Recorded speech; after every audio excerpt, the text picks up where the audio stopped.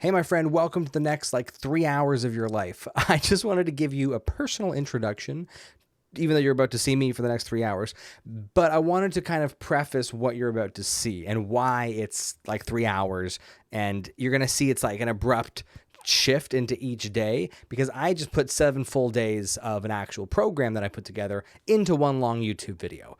Now, so for context, what this is still is a 7-day program for the newest people into my school community to take practical steps to actually make changes to their brand, improvements, get some content out there, a whole bunch of stuff. Day 4, every day has homework. Day 4 has a social media profile audit in there that I do for school members. So you're going to see stuff that is that you're not able to really participate in here on YouTube. There's even the resources, the actual slides and the homework and different things like that I talk about. You're not going to be able to download here on YouTube. So I have it here just for distribution purposes, really. So you can see the kind of stuff I have in my community. And it is free to enter. At the time of recording this, it's free to enter the community. And that 7-day program is also free. So what I would suggest is either now, before you really get too deep into it, or start watching here on YouTube, put it on, either take notes, put it on the background, whatever you're planning on doing anyways. And assuming you want to participate and you want actual feedback and help during this process, then hop over to the school community, go into here, let me show you. It's in my, boom, right here. So if you hop into school and you go into the classroom right here, you will see, I would say go through the start here material just to get familiar with my community. And there's also some pin posts, read this, please read, welcome to your tribe. Just go through some of the basic intro stuff. And then once you come in, you're going to see intro to personal branding. And in here, you're going to see exactly what you're about to see. So day 1 is 26 minutes and there's an assignment, there's the slides, there's even a bonus video for each day. And then you're going to be able to come over and see that in the community, there is a 7-day challenge tab. And in this tab is people writing their homework so that I can actually help them and give them feedback on their homework so that we can all grow together and learn. And there's practical application to all this. So anyways, I'll leave you guys with that. Enjoy the next few hours. Please, it would mean the world to me if you gave me a subscribe, like, comment on this video. That would help a lot. Now I'm blurry. There we go. And I hope to see you in my school community. It is the first link in the bio. I'll pop it up right here as well, or here, or wherever, somewhere. And I look forward to getting to know you more, I hope, as well, and helping you with your brand and business and all that. Okay, enough of me. Bye. Welcome, my friends, my family, my second cousin twice removed, to the Connector Fight Club. Wait for it. There it is. That autofocus, though. But seriously, welcome to the first introductory material here. This is a 7-day intro to personal branding course that you are currently in day 1 of right now. If you're wondering, oh, is this all just courses? You're just trying to sell me courses? I don't know why that would be your voice. It's probably not. If it is, you're still welcome. But no, this is not a course. This is a community. However, I want to add intentional value to you in your first 7 days, which, by the way, are free. So I'm hoping that within these 7 days, we can connect, start to build a little bit of a relationship. You can connect with other members of the community. You can actually get real world value added to you, help optimize your profiles, start to get some wins. I'll cover that in a second. We'll get there. But I made this very intentionally. This is not ChatGPT BS. This is not scripted. I don't have any teleprompters right now. I'm going off the cuff recording this to get to know you, right now we're not building a relationship because I'm talking at you, but I'm real. I'm in the community. I sent you an intro DM as well. So feel free to respond to that and we'll take it from there. So I'm excited to dive into things. I want to make these, like I said, intentional, to the point. These are not going to be super long videos every day, but I am going to attach on most days some bonus videos that I think will be extremely valuable to you. And these are mostly videos that I've actually recorded either for my podcast or one of my other series that I do with, I call it intro, or what do I call it? Interview with the experts. forgot my own series. And this was originally actually meant for school exclusively. It's now on YouTube as well. And school gets that private Josh and community access. YouTube can get some of the videos. This, however, is not going on YouTube. So this is exclusive to the community and to you watching right meow. So I'm going to share my screen here in a second. We'll dive in. And just so you know, if you're like, I don't know if this is for me, you know, let's find out. I have Fortune, or I should say previous Fortune 100 executives in this group. I have people who are just getting started on their first small business. I have entrepreneurs who have been in business for decades, and I have people who haven't started anything yet, right? So I would say typically I'm working with people who already have started a business, are looking to intentionally grow their brand, and know that personal branding, not just company branding, is very important, because at the end of the day, if people don't trust you, then they're probably not going to trust what you do. And so this community really is about building your authentic personal brand to exude, radiate trust and authority in the marketplace, build real intentional relationships. And I just have such an expansive network in this community and just outside of it as well, that I want to connect you. And I'm not willing to obviously put anybody in front of my best contacts, but I've put many of the people in this community in front of amazing people who've met up in person, met up online, done business, connected. And I'll give you some examples of that even throughout this 7-day course. So that being said, I think that's everything I wanted to say on the front end. Now, keep in mind, these people that I help, they're capable, right? If you're in this program, I hope you're a capable person. I hope you have skills already. I'm not here to teach you like how to be an editor, how to be a CEO, how to be a... Now, if you're early in that journey, I can make connections. I can try to guide you and help you to create your offer and build. But if you're here, you probably already have some skills. You probably even already have a business. And now you're thinking, how do I build my brand to really scale this business, right? And so if you're in this course now, you're going to probably see, there's a handful of things. If you go to the classroom, you're going to see all these things are locked because you're in the first 7 days. I want you to simply just go through this course material now. I want you to be posting the homework that's assigned. I want you to be posting it here in the community so I can respond, other people can respond, we can, make connections. And so the things I'm going to need you to do are go through the start here material and then go through these 7 days. And ideally it's within your first 7 days because it's free. So I want you to complete all of this before you have to pay a dime, because I want to make sure that if you pay a dime, it's not going to be a crime. No, I want to make sure that you are wanting to be here. And the last thing I'd ever do, whether it's high ticket sales or it's a $50 a month subscription, I do not want anyone to reluctantly participate. I want you to be excited to be here, to grow and develop your brand and your skills and your network. So take a little sippy sip. Let's dive in, my friends. There's a few things here we're going to cover throughout this week. So that's my face. Hello. The Connector Fight Club. 7 days to build your brand. So in 7 days, you will... Maybe I should spotlight it. Ooh, fancy. By the way, shout out to my friend Steven. He's in the group, Steven Cruz. Comment on his stuff. Message the guy. He helped make this presentation for me. I tweaked and edited and added my brand flair and some of these photos, but Steven did the foundational work. Thank you, Steven. I don't even know how he did it.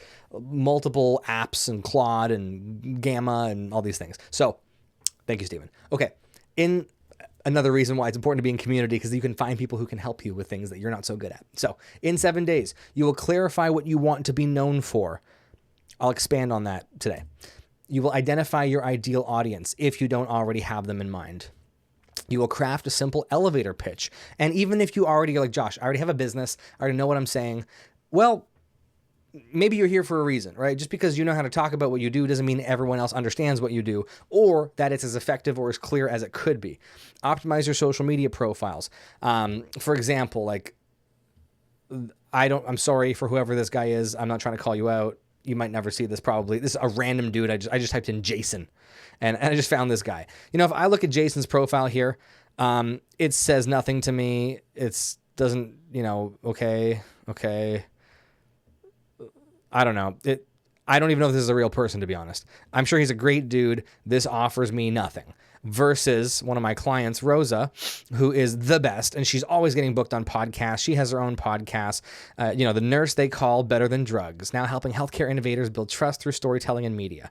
She's the best. She's got some cool branding. She's got a lot of her story here. She's got some posts that are popping off and some thought leadership that she's building. She's just got an authoritative, authentic brand. She's got a bunch of recommendations, like, profiles like Rosa's, profiles like mine. How do you look real and authentic online on social media? I'm going to help you with all that. And we're going to actually get a lot of that done this week. And so it's going to be very hands-on. I'll be in the comments. I'll be there to give you legitimate profile audits and help you, because I want you to come out of these 7 days with tangible results. Create your first strategic piece of content. You may already be producing content. If you are, then you're already a few steps ahead, most likely, and we can work from there. Start building real relationships online. I hope that you actually make a friend in this community besides myself. Even in these first 7 days, it happens quite a lot, to be honest. A friend of mine that I met recently, she literally, I think I met her a month ago. She has already Zoomed, I think, with 2 people that I've connected her to in my group, and she's going to get coffee in person with another one of my friends. I think next week or the week after. And these are all entrepreneurs, potentially doing business together, interacting, networking. So very real relationships. Leave with a clear 30-day action plan for growing your personal brand. Yes, sir. The Connector Fight Club 7-day challenge. Okay. And by the way, don't get distracted with all my tabs and all my things. I can make a separate video explaining what all this is if you want. I'm joking. That would be an absolute waste of time. Okay. Day 1, understanding your personal brand. So here's what we're going to do. Largely, I'm going to go through these. I'm going to read these points, and then I'm going to expand, share stories, etc.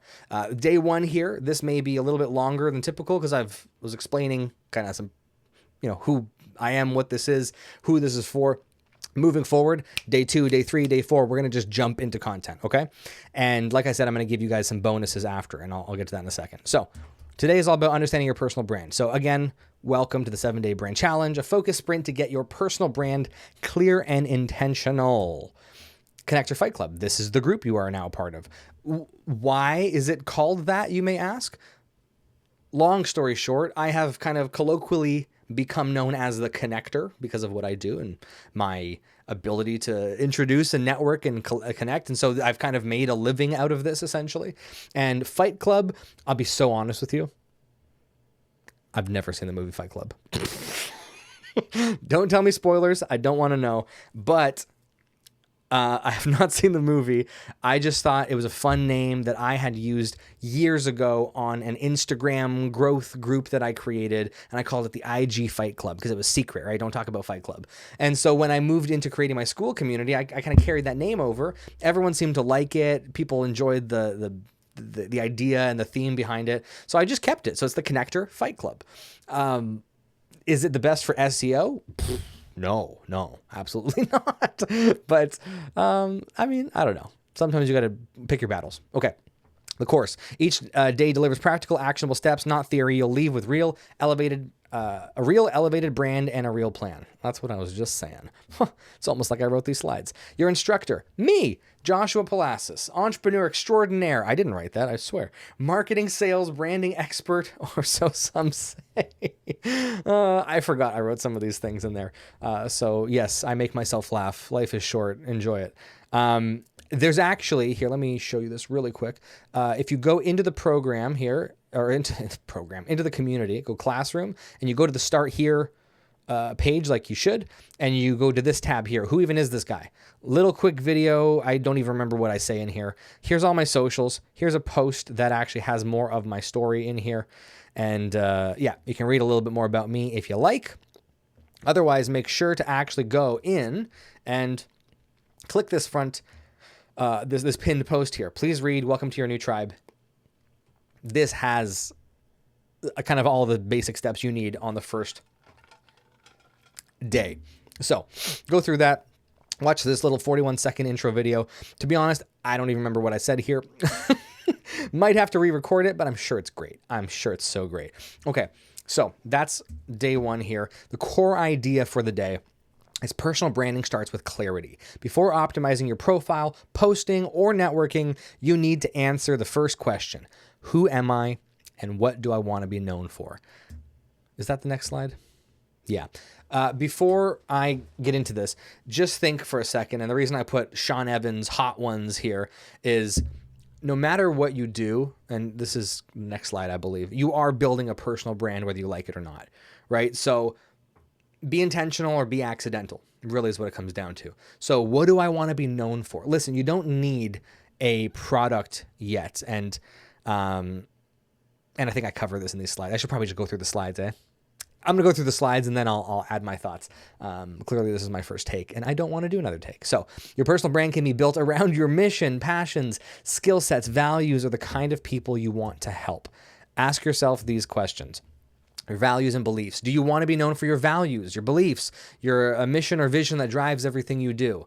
Do you want to be known for a product, a method, a specific transformation you help people achieve through your unique approach? Do you want to be known for the people you serve? Your brand can center on the kinds of people you want to help, their problems, their dreams, their outcomes. So at the end of the day, let me go back actually. Let me talk about this for a second. So at the end of the day, like I said, you're building a brand, and you don't need your product yet to build. You just, because your reputation is growing and changing and evolving, and your reputation will make sales for you. Maybe not in the beginning because you don't have one, but as you scale, you could put out any product. Sean Evans, for example, this guy here, I don't have any connection or affiliation to him. If you see him, you associate him with Hot Ones, the chicken wing show where he brings on celebrities. They eat progressively hotter wings. They go through questions.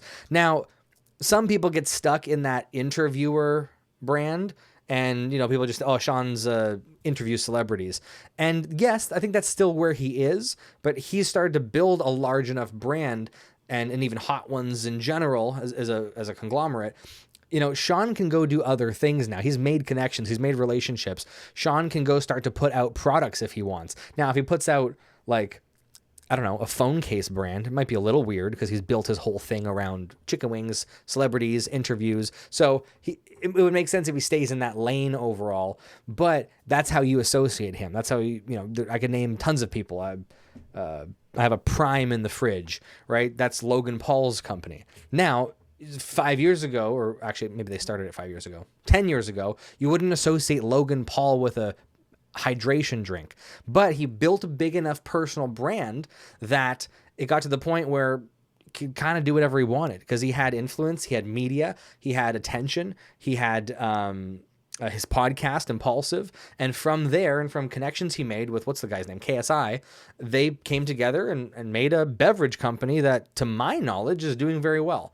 Maybe it's tanking, I don't know, but last time I checked, it was doing well. So your products can come. You don't even need a product to start, but just start thinking about, what do I want to be known for? Because ultimately everything you do is going to be based on that. Heck, you might say, I want to be known for my faith and my religious beliefs and how strong and convicted I am. Okay, well, you could sell clothing. You could sell water bottles. You could have a mortgage business.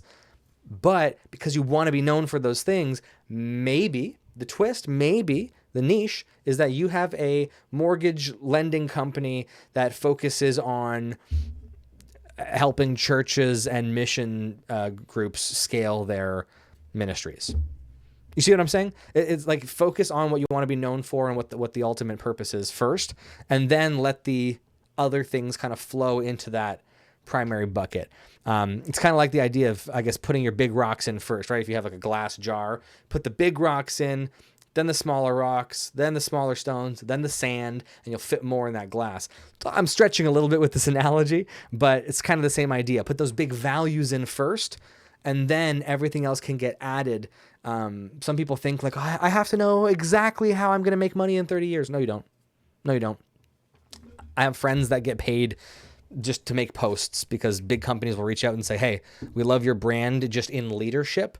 So AI, tech, automation companies, random companies will reach out and just tell them, hey, can we do a sponsored post? Pay them 10 grand. So opportunities will come when the brand is there. Okay, I'm rambling now. What personal branding really is. Personal branding is not about clout. It's about authentic positioning. Like I mentioned before, you're already building one. You already are building a brand intentionally or unintentionally. Every post, interaction, decision shapes how people perceive you. So again, be intentional about the brand you're building, especially publicly, or be accidental and suffer the consequences. Get intentional. The goal is to get intentional about what people associate with you so you can control the narrative, not chance. That's kind of what I was saying. No offer, no problem. If you do not have an offer yet, that is fine. You still need a personal brand. Your brand comes before your product. I think I already talked that to death, so we'll move on. Okay, why personal branding matters. A clear personal brand creates opportunities. When people understand that what you stand for and who you help, they can remember, refer, hire, and trust you. I'm going to read that again because I botched it. When people understand what you stand for and who you help, they can remember, refer, hire, and trust you. Love that statement. People will always remember, keep in mind, going back, people will remember how you make them feel more than they'll remember what you told them or the information you shared. So keep in mind that your authentic self, being an empathetic, loving, kind, generous, genuine person, all those elements are going to be way more important than having a good product. You can have the best freaking product in the world, but if you're a douchebag, by the way, this course is rated PG-13. Just sorry. If you're just a butthole, nobody cares. Nobody cares how good your product is. Now, sometimes there's that level of like, if you're a genius and you're solving major world problems, but you're also a total prick, sometimes the genius can outweigh the prickiness. But for most people, you're not a genius. For most people, you're not the Steve Jobs, you're not the Elon Musk, you're not the Jeff Bezos. I'm not saying you are not necessarily, but just in general, I don't know you. You could be. I'm not going to put you down or say that you're not something you could be. But I'm just saying most people are not those people. So, and by the way, I'm not even condoning the behavior of some of those people, right? They should be more kind and more generous and more. So I'm not saying they have a different standard. I'm just saying sometimes there's the exception to the rule, but the rule is people work with other people that they like, they trust, and they know. Okay, you get it. So clients attract the right people who are already looking for what you offer. Podcast opportunities. Get invited to share your expertise on shows in your niche. Example me. What's example me? Oh, I mean, I've gotten podcast opportunities. Maybe that's what I was trying to refer to. My clients are always getting podcast opportunities because I'm helping them build their brand on LinkedIn. And my other clients that I work with here in school, as well as myself. I practice what I preach, obviously. I'm always learning, growing, adapting, evolving. I got a podcast opportunity 2 weeks ago. Somebody just reached out randomly on LinkedIn, asked me to be on their show. And I think I have another one right now that I'm rescheduling. And maybe another one? I forget. I have a few in the can right now. Speaking requests, opportunities to present, teach, and lead in your space. Example, my client Jennifer. Yeah, the screenshot I showed you in the beginning, the before and after, that same client. Amazing lady. She's actually a former Fortune 100 executive. She got a request to speak at a kind of a retreat, a weekend whole retreat, I think is maybe in a few months. I don't think they finalized the details yet, but could be upwards of a $10,000 to $20,000, maybe more, engagement for her. And it literally came in her DMs on LinkedIn because of how authoritative her branding has become, because her post quality is high, because of all the things that I teach here. And it's all her personal brand. And again, she's an amazing person. So she lives up to the brand and then some. You talk to her and you're like, oh, I see why she's getting opportunities because she's wonderful. So I also decided to work with her. So partnerships, strategic relationships that multiply your reach and impact. It's pretty self-explanatory. Sponsors, brands and companies that want to align with your audience. So my friend Corey, actually, it might be the bonus in today's video. I think it is actually. He talked about in our interview, Zapier, if you know who that is an automation company. They offered him like $14,000 to make 2 posts on LinkedIn just as a sponsored post. So when you build a strong enough brand, companies will find you. I think at the beginning, it'd be helpful if you start reaching out and applying and doing the proactive work. But then as you scale and grow and become more authoritative, it is going to become more inbound. It is going to become more natural where you don't have to always seek. they will find. And then referrals. When people know you clearly, they refer you without hesitation. Absolutely. I'm starting to see the ripple of that in my own life and my own business, and it's pretty cool. It's pretty cool. So yes, it is, Corey. So day one, bonus and assignments. That's it for today, my friends. I know this was a tad long. Let's see. How long? Can I see the timestamp? 25 minutes. Whoop. Your boy can talk. So here's what today's assignment is going to look like. So the bonus content is to watch this interview with Corey Warfield in my Lessons with the Experts series. And he has over 600,000 connections on LinkedIn. Actually, going back here, I'll show you Corey. This is Corey. 611,000 right now. So kind of nuts. He's a very well-connected guy with a lot of great stuff going on, and super humble dude, super just normal, chill, humble guy.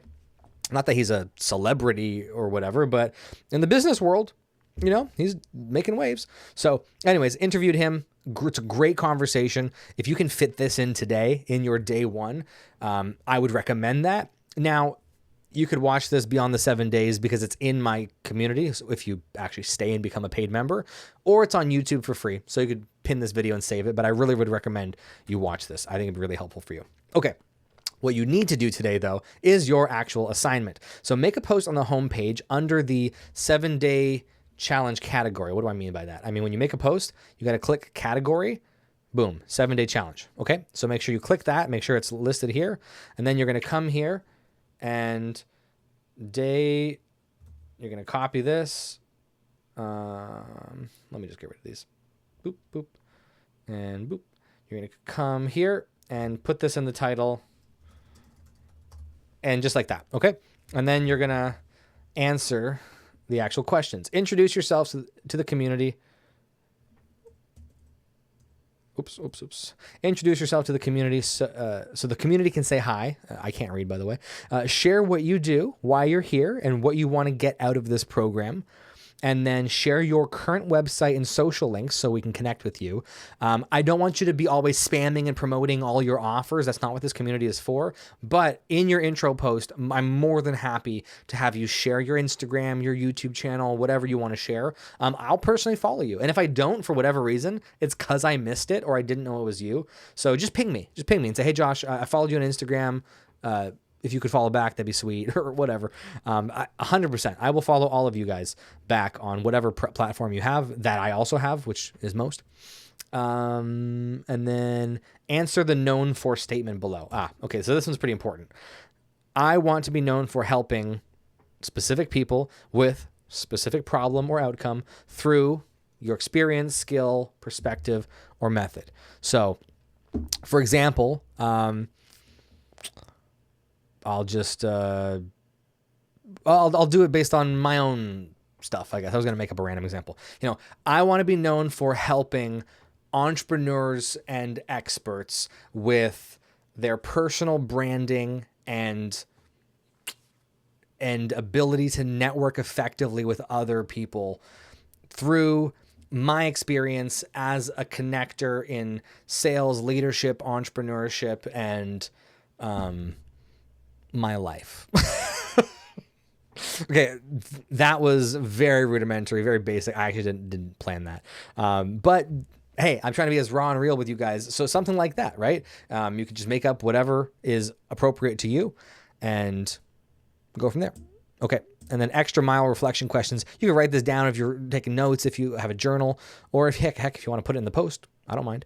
What topics do I naturally talk about often? What problems do people already ask me for help with? What experiences have shaped my perspective? What do I want to be trusted for? What do I not want to be known for?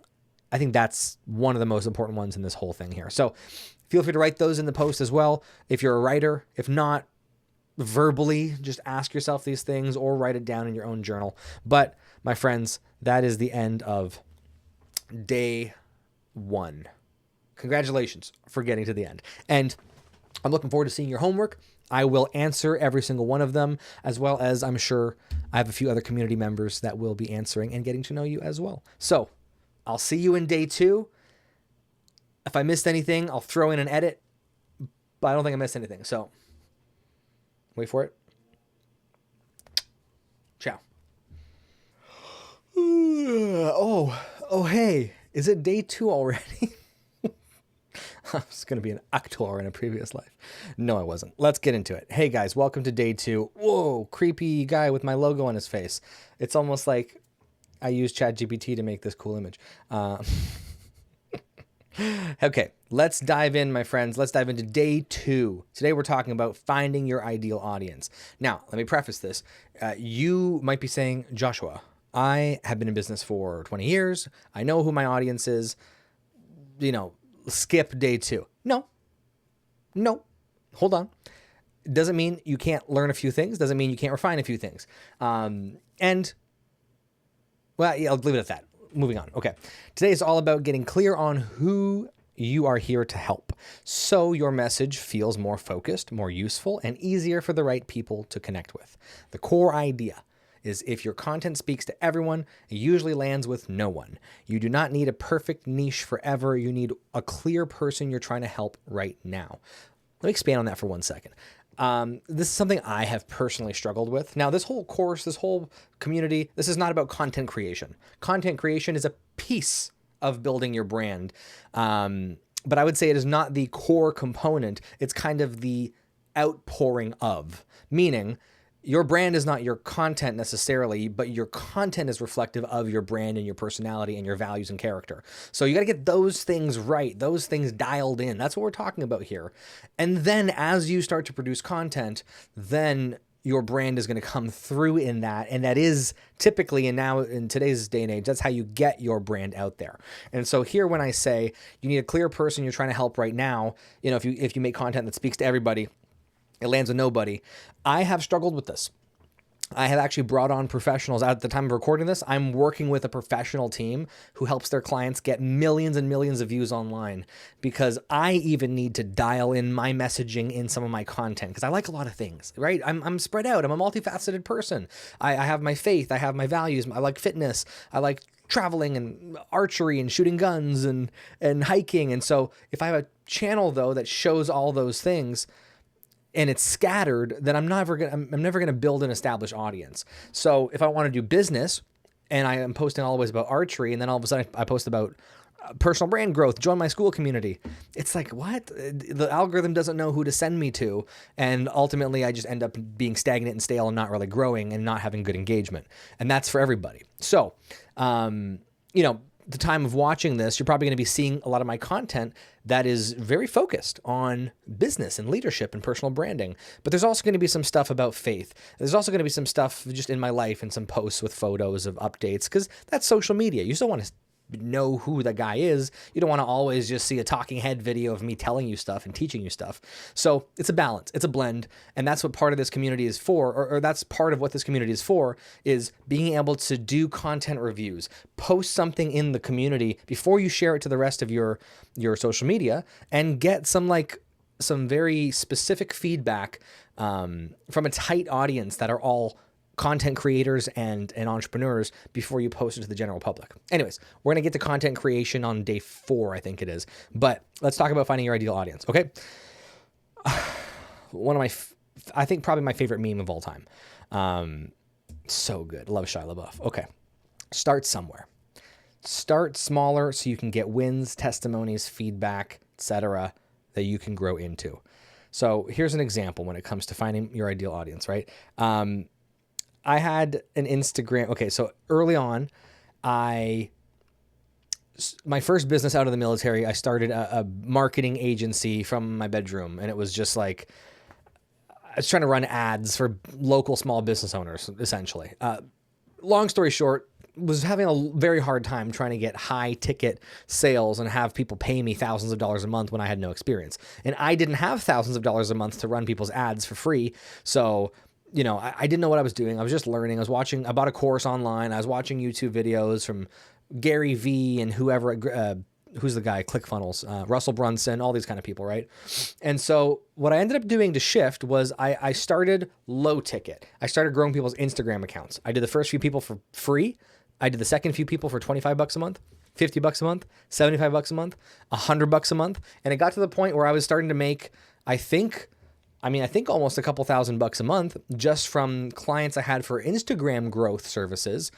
The problem is overnight, LinkedIn or Instagram changed their policies and didn't allow automation tools, because I was using one at the time, didn't allow those to integrate with the platform. And pretty much my whole business got killed overnight. And I didn't have a team to like do these things manually and log into someone's account manually. It was all real activities, real actions, but done by robots, right? So it wasn't fake followers they were getting, but it was automated steps. And so Instagram doesn't allow that kind of stuff anymore. Hasn't for years now. You'll get banned very fast. I tell you this to say, I realized if I can get low ticket clients, if I can get some clients, I can get testimonials, I can get case studies, I can start to build a reputation, build a brand. And I was still focused on helping like small business kind of service people. But I could expand a little bit. I was going into some, I had some photographers, I had a couple models, so their accounts grew fast, as you can imagine. I had these different kinds of people, all kind of small business online people. And that's really what started to open up my gateway to online networking and DMs on Instagram back in the day, and LinkedIn as well. But yeah, so start somewhere, right? And even if you have to start small, and I think Robert Kiyosaki said, if you want to be an entrepreneur, you have to be willing to work for free. In the beginning, you cannot think, let me back up. You cannot think like an employee, okay? An employee says, I show up, I deserve to get paid. I gave you my time, I must get paid. That is not entrepreneurship. Entrepreneurship is very much, did you add a proportionate amount of value to the client that they would feel appropriately comfortable handing you money for that value? And if you do not add value and the appropriate amount of value, you do not deserve to get paid. Doesn't matter if you put 50 hours into it. It's all about what the market wants, what the client wants, and the value exchange. And so you need to think differently. You need to rewire your brain. Again, if you're watching this, you're probably nodding your head because you know this, right? You're not just starting on this journey. You probably know this already. But if you're just starting a new venture, a new business, sometimes you got to bite the bullet, suck it up, do some free work if you don't have a really expansive reputation already, so that you can get testimonials, you can get some case studies, build up that reputation, and move from there. Your first audience is not permanent. You don't have to lock in forever. Starting narrow gives you momentum and proof of concept. So actually, let me just go through these. Let me just see. Specificity. Let's go this one. Specificity creates momentum. When you speak directly to one person, your message cuts through the noise and resonates deeper. You can expand later. Okay, that's what I was going to share. So once you have proof and clarity, you can broaden your reach with confidence. So I heard this recently. It's a very, very good point that someone like... like Alex Hormozy. He started with a lot of his content was about sales and scaling gyms and leadership and stuff like that. It was a lot of very specific content to a specific audience. Once he became really well known and pretty famous in this space and very wealthy, so he has the backing of his results, then he was able to start getting on more podcasts and talk about philosophy and religion and life. And he's still pretty much like the business guy. Like people think of him very much like a business guy. But even Kevin O'Leary, Mr. Wonderful, right, on Shark Tank, again, started in... I don't even know, actually. I don't know what business he started in, but that led him to Shark Tank, which led him to build his personal brand, Mr. Wonderful. And now he's into watches, and now he's into politics, and now he's into... So he can talk about anything he wants now, but because he started more specific when he was younger and he built his reputation and he built his audience and he gained traction and momentum and built success, then he had more opportunities to do more broad things. So going back to what I was telling you about, me working with an agency right now to help me with my content, it's because I recognize that myself. My stuff was too broad. I need to narrow and be focused and like an arrow for a time, so I can then have more reach and more influence, and I can share more about these other topics I care about. Because heck, you can look at all these YouTubers that they'll start a channel about one thing, and then before you know it, they have a gaming channel, they have a food channel, they have a gym channel, they have a and if you're bought into the brand, if you're bought into the person, you'll go subscribe to the other relevant channels they have that interest you. Anyways, you get the point. Moving on. Do market research. You need to validate that people actually care about the problem you want to solve. Oh, I can't tell you. I can't tell you how many times I've had this conversation with young entrepreneurs and new entrepreneurs. Just because, I'm going to say this once and we're going to move on. Just because you think a bedazzled pink water bottle is the shit doesn't mean the market wants that.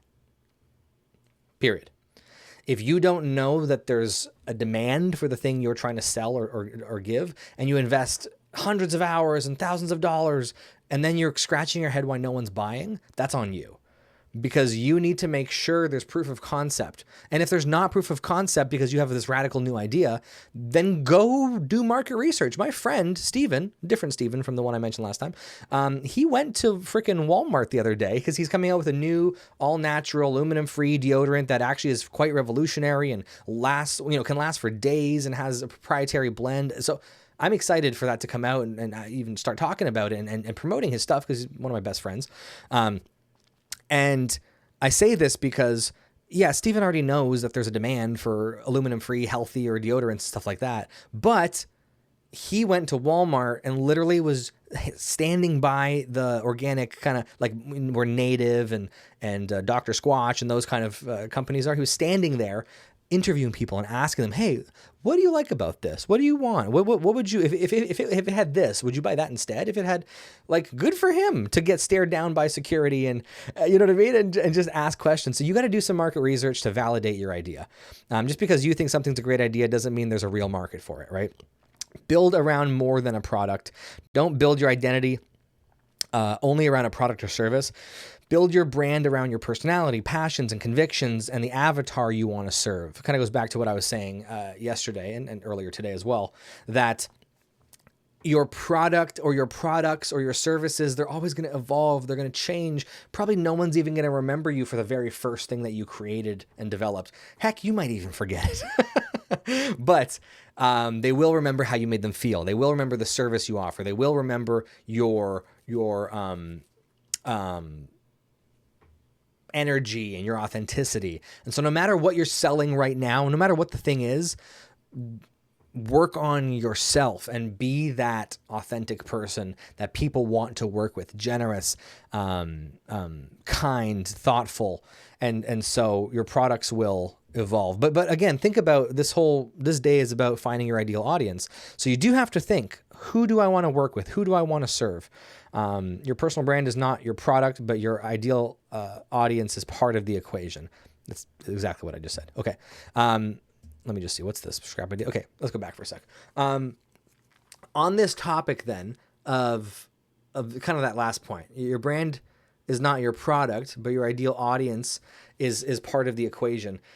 So again, this goes back to, what do you want to be known for? I realized in all my years of doing all this kind of stuff, right now, I do not want to sell a product or service to broke people, because they will always make excuses. They'll always tell you why they can't. They'll always complain.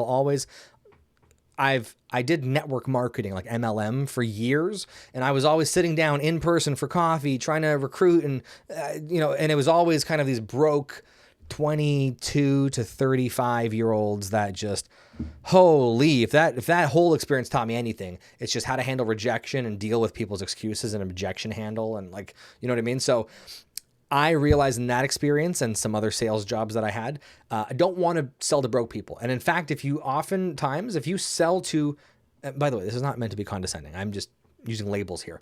If you sell to broke people, you'll never become wealthy. If you sell to those who can afford, the rich, the wealthy, the higher classes, then often you're going to make more money, build a more successful business, which then will put you in a position of leverage and authority, so that if you, I gotta sneeze. Don't cut it. Nobody's editing this. It's me. I'm talking to myself as the editor. So you sell to the wealthy, you make your money, you build your reputation, then you're going to have options and opportunity. And if you want to give back and you want to contribute and you want to feed the poor and help the sick and the homeless and everything else, you're never going to have the resources to do that if you're always trying to convince broke people to change. I said it. It is what it is. So for example, here's my thought process for me personally, for Josh. I'm trying to work with entrepreneurs, experts, founders, executives, people who are looking to grow their brand and business, whether on the done for you or the done with you side of things. I want to work with entrepreneurs, people who are go-getters, motivated. I'll make my money. I'll build my reputation. I'll be successful. Then I can start a free school community. I can start a free in-person group. I can produce more content for free that I give on YouTube to help those that are in worse situations financially or otherwise, and pull them out of their situation and help give them influence and inspiration. And you can do that along the way. I'm still posting on YouTube. I'm still offering a lot of free value, but I'm not trying to force somebody out of a bad mindset. I'm trying to help those who already have a good mindset, but need direction and growth and good community and good resources. And by doing that, I will make money and be successful to then give back to those who are in worse situations. And if they want to choose to change, I can create opportunities. But if I only focus on doing that in the beginning, we're just going to be going in circles forever, and I'm going to be frustrated and broke my whole life. So take what you will from that. Okay, moving on. Be willing to scrap ideas. I told you about my Instagram thing that I had to kind of scrap what I was doing. Instagram changed their policies. Don't be afraid to scrap ideas and start again. Offers come and go. Your brand stays with you as your reputation grows. If you actually go to where's my LinkedIn? I didn't have this prepared, but just to give you an idea, here's my LinkedIn. Hello. Scroll to the bottom to my recommendations. I still have some here from those days. Okay, Caleb was one of them. Josh has become a friend since we started working together on my photography Instagram growth. Boom. I'm not lying. As a landscape photographer, a great audience is key, and Josh has helped deliver that audience to me. I recommend Josh to anyone, blah, blah, blah. Same with Carla. Same with Cassidy, I believe I worked with for that. I think Josh as well. Yeah. So anyways, I still have, those were some of my very first, as you can see, some of my very first testimonials were from that service, right? So just because I no longer do, funny enough, actually, I kind of came full circle. I kind of do help people grow their stuff now, but I'm more authoritative. I have more experience, and it's not exactly the same, obviously, what I do now. But anyways, so just because you got to scrap an idea, it's not the end of the world. In fact, look at Gary Vee. Watch any of his content. Look at how many things the guy has started and done, and like he's the reason I wanted to put him in this slide. Is because I thought of him immediately when I thought of picking yourself back up, starting again, going hard. So get clear on who. Who do you want to help? Get specific about the person you're serving. I've talked about this. Get clear on what. What do you want to be known for? Your reputation compounds over time. Get clear on why. Why are you doing this? The how will come with time and the right people around you. So this is just reiterating everything I said. I won't go too much more in depth on this right now, but figure out who you want to help. Figure out what you want to be known for, and then why are you doing this?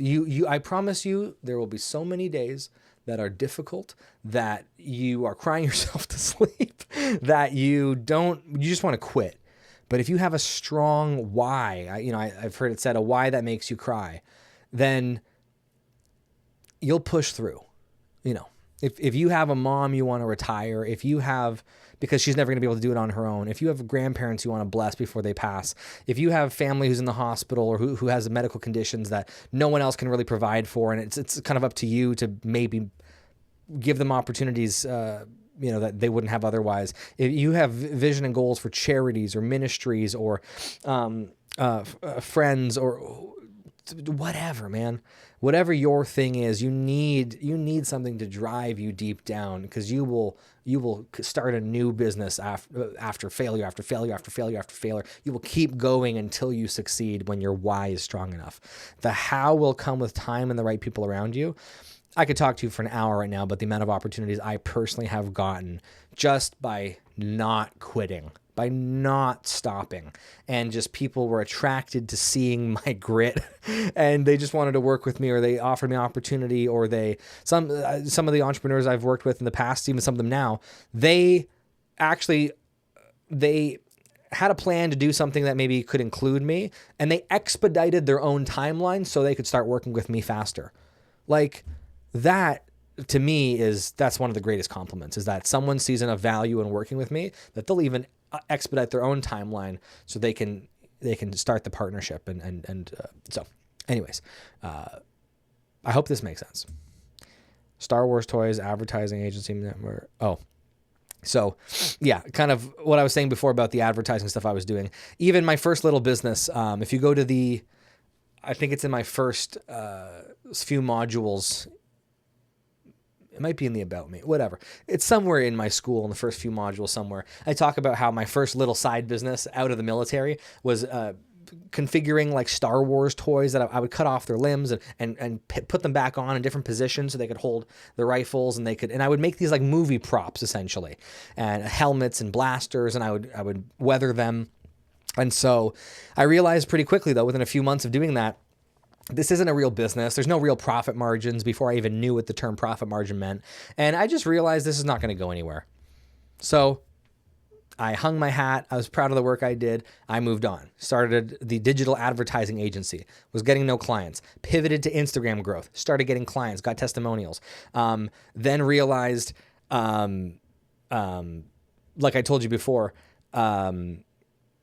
I had a brain fart there for a second. Instagram changed their policies, kicked my software out, had to pivot again, bought an Amazon FBA course, went almost all the way through that, realized a few things about the trajectory, got red flags from it, pivoted, started the network marketing thing, joined a team working with Amway, not because I was into MLM, but because I met good people who could guide me, and I learned a lot for years. Last year, or over a year ago now, I had to pivot again.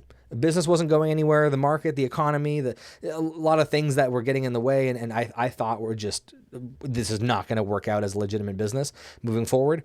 I had to pivot. I had to move on after like 6 years of building and struggling. So it's okay. It's okay to move on. Scrap ideas. In fact, it's not only okay, it's necessary. A lot of people stay in the wrong vehicle too long and never get anywhere, unfortunately. Okay. The video for today, your bonus content, interview I did with Laura and Danielle. This should be accessible to you in school. It is. It's right here in day 2 bonus. This is actually in the building your offer. Here, it's in the building your offer course. Here it is. You don't have access to all this yet, and there's more of these to come. You're gonna have access to that after the 7 days, but I gave you access to this one specifically because I thought it'd be really valuable to hear from 2 women who are full-time dental hygienists, moved into their own coaching practice. One still has kind of a 9-to-5 on purpose, and it's very strategic. The other is fully in the coaching world on her own. And so I just think it's fun to hear from people who are not bajillionaires yet, but who are, working in their own thing, left the 9-to-5, started their own offer, found their audience, and know exactly who they serve. So I think this would be a very valuable video for today. And, where am I here? Okay, so your assignment for today is make another post on the homepage under the 7-day challenge like I told you yesterday. Post the same title, but day 2, and then answer these questions. Who do I want to help? What are they struggling with? What do they want? What are they tired of hearing? What do they need to understand? And by the way, caveat, if you already know all this and you've heard this lesson here and you're like, okay, this is good, Josh, but I think nothing's really changing for my targeting of my demographic. I already have that dialed in. Then I'd love for you to still make the post, still write these questions, but I'd love for you to tell me what you learned today, or maybe something that you thought of differently after hearing this, and after even watching the video with Danielle and Laura, and then write this statement. This is going to be the most important part of that post. I want to create solution for specific people who are struggling with problem, wants desired outcome, and needs help understanding, the outcome. So, for example, like if you're a coach helping people rewire their mindset, I want to create clarity for women over 45 who are professional women over 45 who are struggling with self-doubt, want to be more confident and need help understanding that they have value to offer and don't have imposter syndrome. Something like that. Just a specific audience. Who do I want to help? That's what this statement is about. Reminder, the more specific you can be, the closer you are to dialing in your true offer. And that's exactly it. You figure out who you want to help. The what of actually what you do for them will then become clearer. But I think first is the who. First is the who. Because keep in mind, you could choose the what all day, but if your what limits the who, if what you do limits who you can work with, then you might do an awesome thing, but you might hate the kind of people you do it for. You might want to pull out your hair working with a certain industry. So choose who you want to work with. Who's your ideal avatar? Who's your ideal client? And then you can figure out what you're going to do for them. So 25 minutes again. Oof, I've been talking for a while. Okay, my friends, ciao. I will see you in day 3, where we will talk about, I don't know. Let me see. Figuring out your elevator pitch. Okay. I love it. How to actually talk about your own business. How to communicate it effectively. Again, Josh, I've been in business for 20 years. I know how to talk about okay. Maybe you can learn something about how to communicate effectively and intrigue people more and be just more effective as a communicator overall. Okay. Have a good night. Looking forward to your posts. I will reply to each and every one of you, and we'll talk soon. Or like now, if you post. I'll see you tomorrow. Hey, winner. Welcome to day 3, because I'm multilingual. I speak English and broken English. That's pretty much it. Today is going to be essentially an extension of yesterday. We talked about what do you want to be known for in day 1. Then we talked about finding your ideal audience. Now we're talking about how to talk about what you do, your elevator pitch. Now, I know we discussed that you may not have an offer yet, but this is all going to be relevant regardless. So whether you currently have your offer or you are working on it, this is relevant. Okay, let's dive in. This is probably going to be a little bit of a shorter day, and even your homework is going to be a little bit shorter. So do whatever you want with that. Okay, day 3. Let's go. Day 3, figuring out your elevator pitch. Now, you might think, Josh, what does this have to do with my personal brand? Well, if you can't talk about the things you're doing effectively, then you kind of lose people immediately. Trust me, I've been bad at this in the past. I've been really good at the pitch for different jobs I've had. And then as soon as I started talking about my own thing, I was like a bumbling idiot. Just, I do some stuff online. I have a podcast and I do, and you lose people. You just lose people. You kind of lose your credibility a little bit too, because people think like, okay, do you not know what you do? And it falls down the drain a little bit. Same thing happened when I did my network marketing MLM stuff. Sometimes if I sounded a little sus in my approach, well, I do, because maybe I didn't want to say it was MLM. So I'm like, I work with professionals. People just got sketched, and they were like, no, thanks. I'm good. But when I was confident and I said, yeah, I'm actually connected to some really successful entrepreneurs in the e-commerce space, and we help essentially coach and guide people to build their own businesses and start to scale something where they can buy back their time. If I said it like that, it's like, oh shit, that's cool. Like, can I learn more? Or how do you, right? But if I was like, well, I sell some stuff online, you get the point. Okay. Core idea. People cannot trust, refer, hire, follow, or remember what they do not understand. Clear language creates perceived value. Confusing language kills opportunities. Remember, before you actually start working with somebody, everything is perception. That's what branding is. Branding is perception. Also, this is Jeremy Miner. If you don't know who he is, he's like one of those, kings of sales online. So when I thought about pitching, he's like the guy to pitch. And he always does these conferences. I see these clips all the time where he'll go up to somebody and be like, hey, pitch me. What do you do? So anyways, go check out Jeremy's stuff. He's got good content. Clear language creates perceived value. Perception is everything. Now, the perception of you gets you in the room, the actual character you have keeps you in the room, right? And opens doors to future opportunities. So obviously perception has to match reality, but a lot of times people are amazing, but the perception sucks. The branding sucks. So nobody knows who you are. Nobody's going to give you opportunity. Nobody's going to hire you because you look like trashola online, okay? And that's where day 5 comes in with, or maybe it's day 4. Let me see. Which day is it? Oh, tomorrow. Profile optimization, day 4. Look at that. Okay.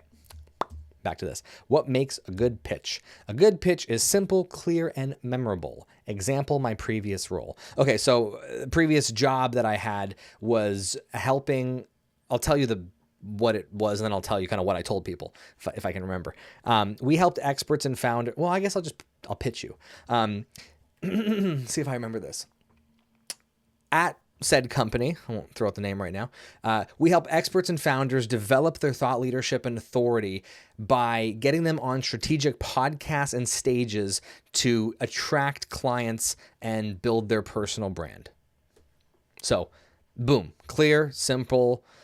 Is that memorable? Maybe not, but I wasn't pitching just on the street. This was like in a meeting, somebody already booked in, they want to talk to us, and that was just me kind of explaining, just to make sure, do you know what we do? No? Okay, well, we help experts and founders develop their thought leadership and get them on stages and podcasts so that they can build their personal brand and get future opportunities to then get clients, especially from the stage and from their podcasts and all their media opportunities. So something like that is what I said.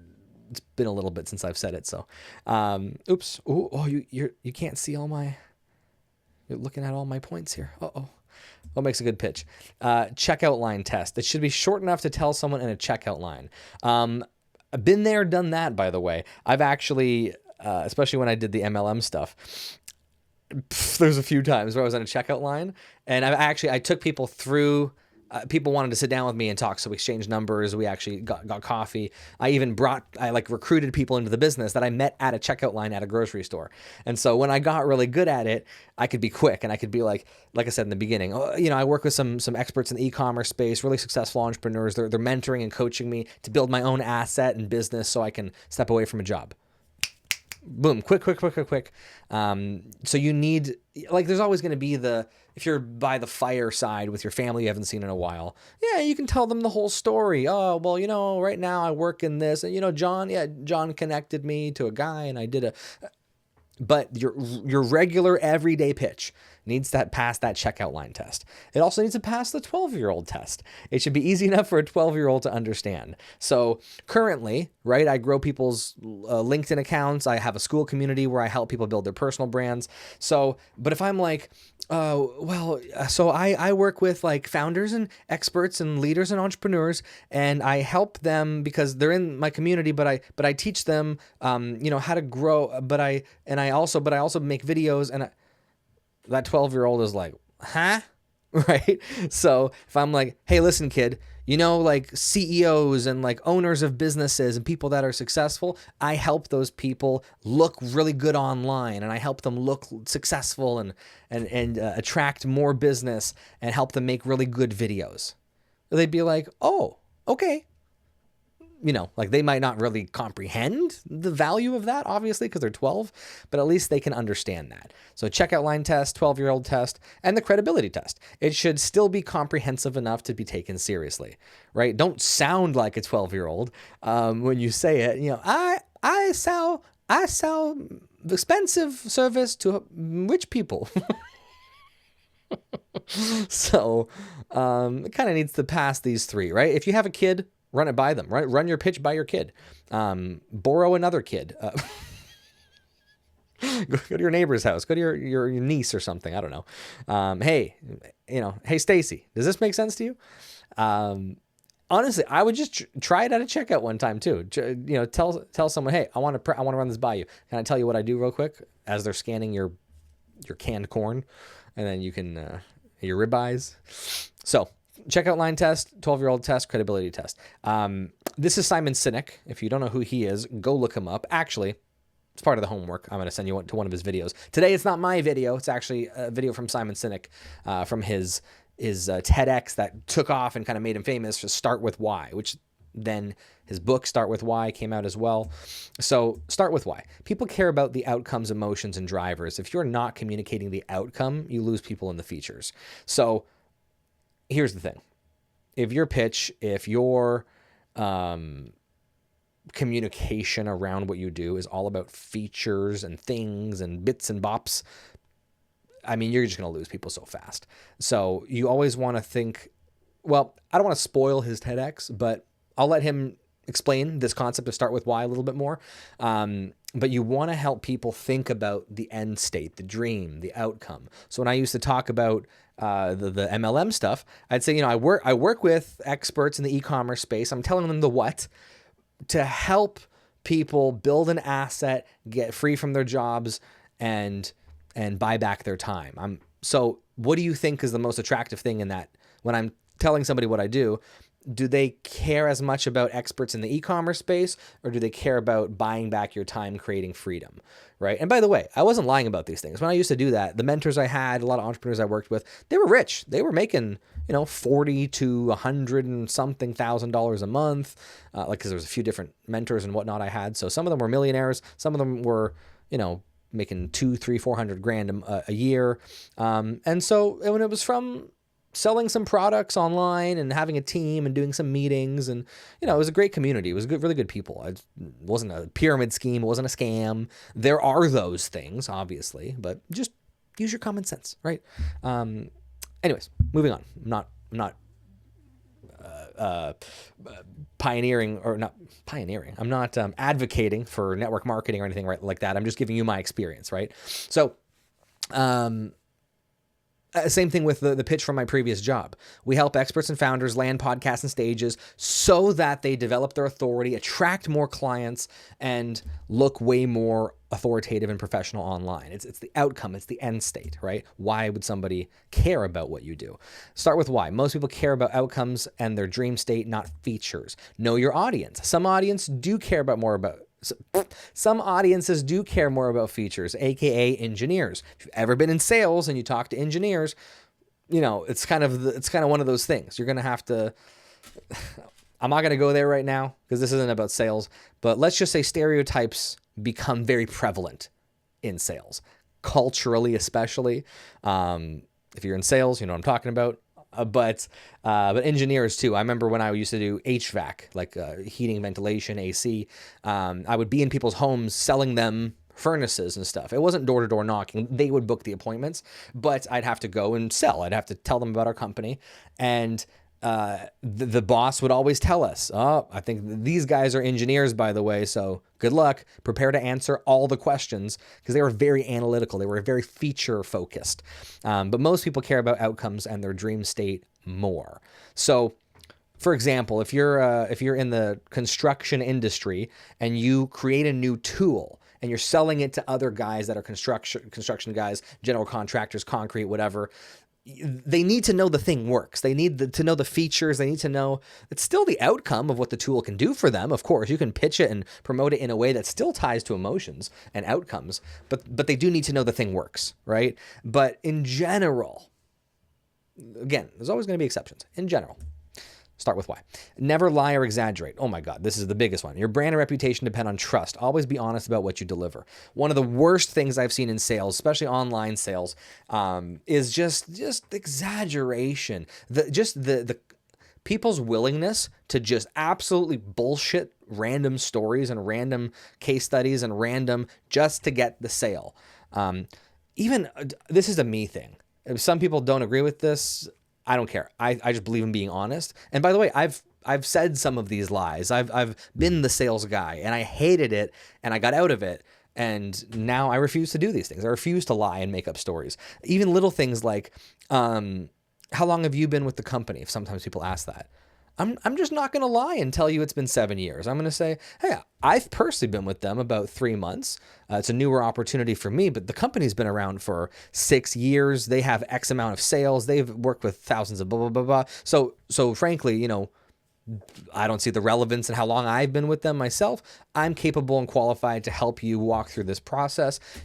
Is this still a desired outcome that you want? Because we can help achieve that if so, right? So I'll be honest, and then I'll move back to the topic at hand, people typically ask you those kind of questions because they're trying to get off the sale. They're trying to, whatever, I don't know, they're nervous or they're skeptical. They want to try to poke holes in your story, whatever it might be.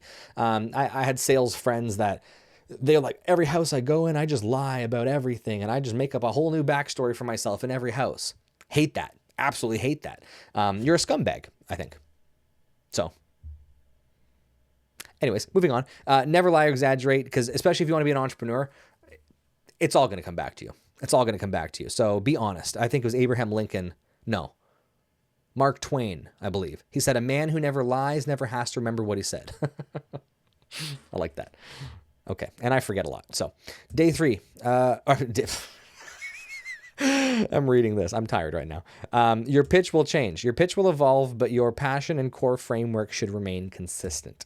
So your offer will change with time. I've alluded to this before.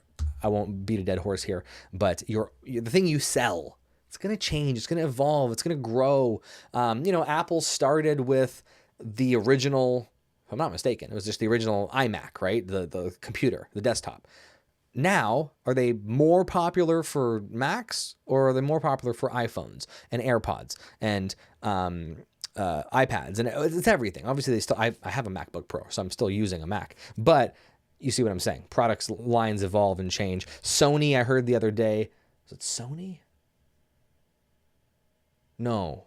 It's gonna bother me. The first product was a rice maker. I gotta look it up.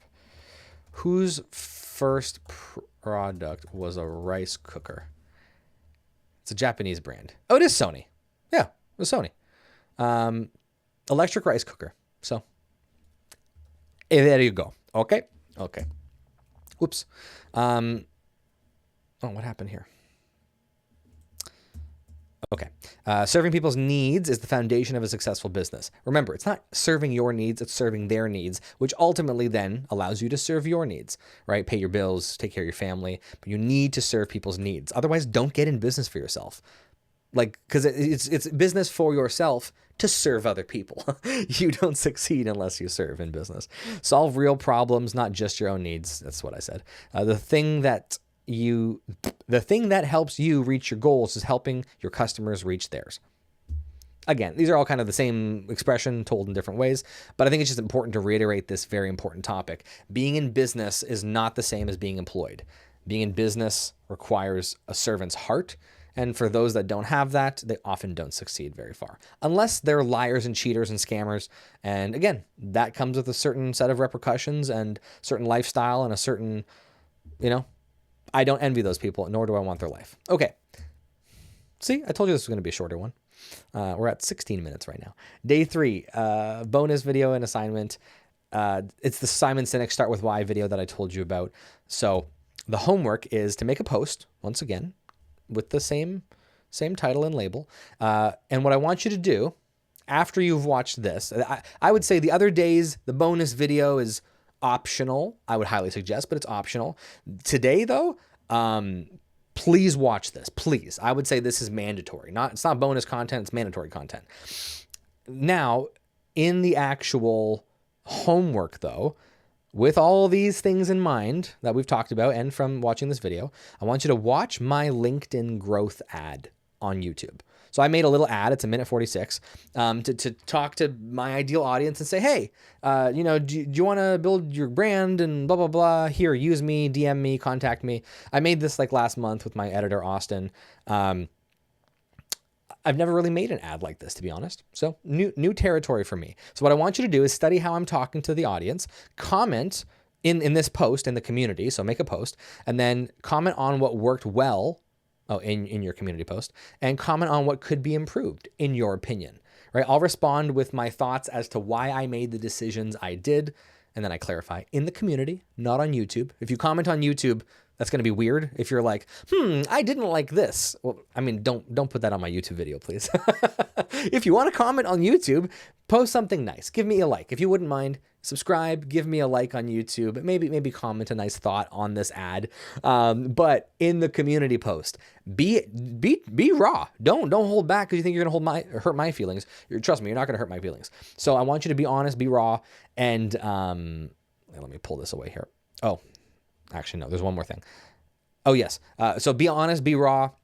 Give me your feedback, and you may have a very good point that I didn't consider. I'm always growing and learning, of course. I'm not a content master necessarily, but I also want you to analyze this because I want you to see some of these tenets we've talked about and how I try to emulate that in my own content as well.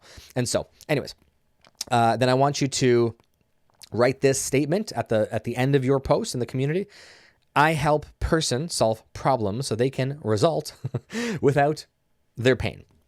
So again, going back to that last job I had, I help experts and founders solve their visibility and authority issues so they can get more clients and build more trust without needing to run ads or needing to produce a ton of content. For example, that was a lot of people's complaints is, oh, I don't want to become a content creator. I don't want to get on social media necessarily. Well, if you worked with us, smack my light here. If you work with us, then, we can get you on other people's podcasts and they'll create content for you. And so it was kind of a workaround, if you will. Content's always important, but podcasts and stages for those kind of clientele oftentimes would lead to more valuable opportunities than if they just posted on Instagram. You know what I mean? Let me move this so I can look at you. Okay, so that's it for day 3. Hopefully that all makes sense. And I'm looking forward to your posts so we can chat. Tomorrow's going to be a big one. So breathe. Tomorrow we're doing profile optimizations. And then the next day is content. So day 4 and 5 are going to be pretty packed. And tomorrow expect to actually take time, start going through your profiles, reworking things. I'm going to work with you quite a lot in day 4. In your posts, in the comments, we might even DM a little bit. I would prefer to keep it public though, so everybody can learn together, unless it's very private for whatever reason. But yeah, we're gonna see some tangible changes on your accounts tomorrow. So, good night and goodbye, and I hope you sleep well. Okay, bye. Hey guys, welcome back. You're like, whoa, Josh, why are you not wearing your blue polo? Because I can't record hours of content all back to back. This is a different day. Well, I shouldn't. You know what? Affirmations. I can record content back to back. I was very tired and I had other stuff to do. So anyways, what do you care? It's all day by day for you. I also wanted to wear, I got a little Canadian, where is it? Canadian takeout. Literally a bear taking a guy out of a tent. My parents were just in Quebec, Canada. And they got me, this is what they got me, is a red shirt. Today's profile optimization. Enough about me and my red shirt. This is going to be a very, I think, fun one and very useful. I'm actually not going to be talking too much because I think most of the value of today is going to be in the assignment. It's going to be actually you posting content or you posting the assignment details in a post and having me effectively do a free social media audit for you. Okay, I'm going to tell you this right out of the gate before we start, before I share my screen, go through the slides and all that. You're going to have in this journey an infinite amount of people tell you what they think you should do when it comes to your social media. Okay, you could pay professional services to make everything optimized, SEO, titles, this, that, the other. There's going to be a general consensus of what you need to do in different industries, and I think most professionals would agree to those general things, which is what I'm going to teach today. But I'm going to also lay in some of my specifics and some of my taste and some of the things I've seen work and that I just like even as a guy in branding and building a business. Again, you could pay for professionals and someone's always going to have a different opinion. They're going to tell you your stuff isn't as optimized as it could be. There's really no right or wrong answer to subjective creativity. So does your banner on LinkedIn share relevant information? Yes. Oh, but I hate the colors. Okay. That's the subjective part, right? If it's high contrast and you can't read it and it's all just bright hot pink, yeah, maybe that's bad because it's not readable. But if it looks really good, it's clear, it's professional, and it's hot pink, that might not be for you, but it could be for that person. And if that person knows their audience, and hence the previous few days, if you know who you're trying to speak to, if you know what tribe you want to build, right? The vibe attracts the tribe kind of thing. Then if you look at my profiles, you're going to see color. You're going to see I love neon. You're going to see even this aesthetic. You might hate this. Great. Well, it's a good thing this is a 7-day free program, so you don't have you don't have to pay me a dime, right? But if you like my style, if you like my energy, if you like my humor, and you're like, no, I want to work with this guy, then you're going to go through. And I don't want to sell you. I don't want to convince you to work with me or to be in the community. I want to attract the right people. And so in building your brand, there's always going to be an element and a layer of subjectivity, and accept it, own it. Don't apologize for your yellow logo that some people hate, AKA mine. But I love my logo. I love how it looks. So screw you if you don't like it. Okay. Nobody needs to screw nothing. I won't. I'll just move on. Okay.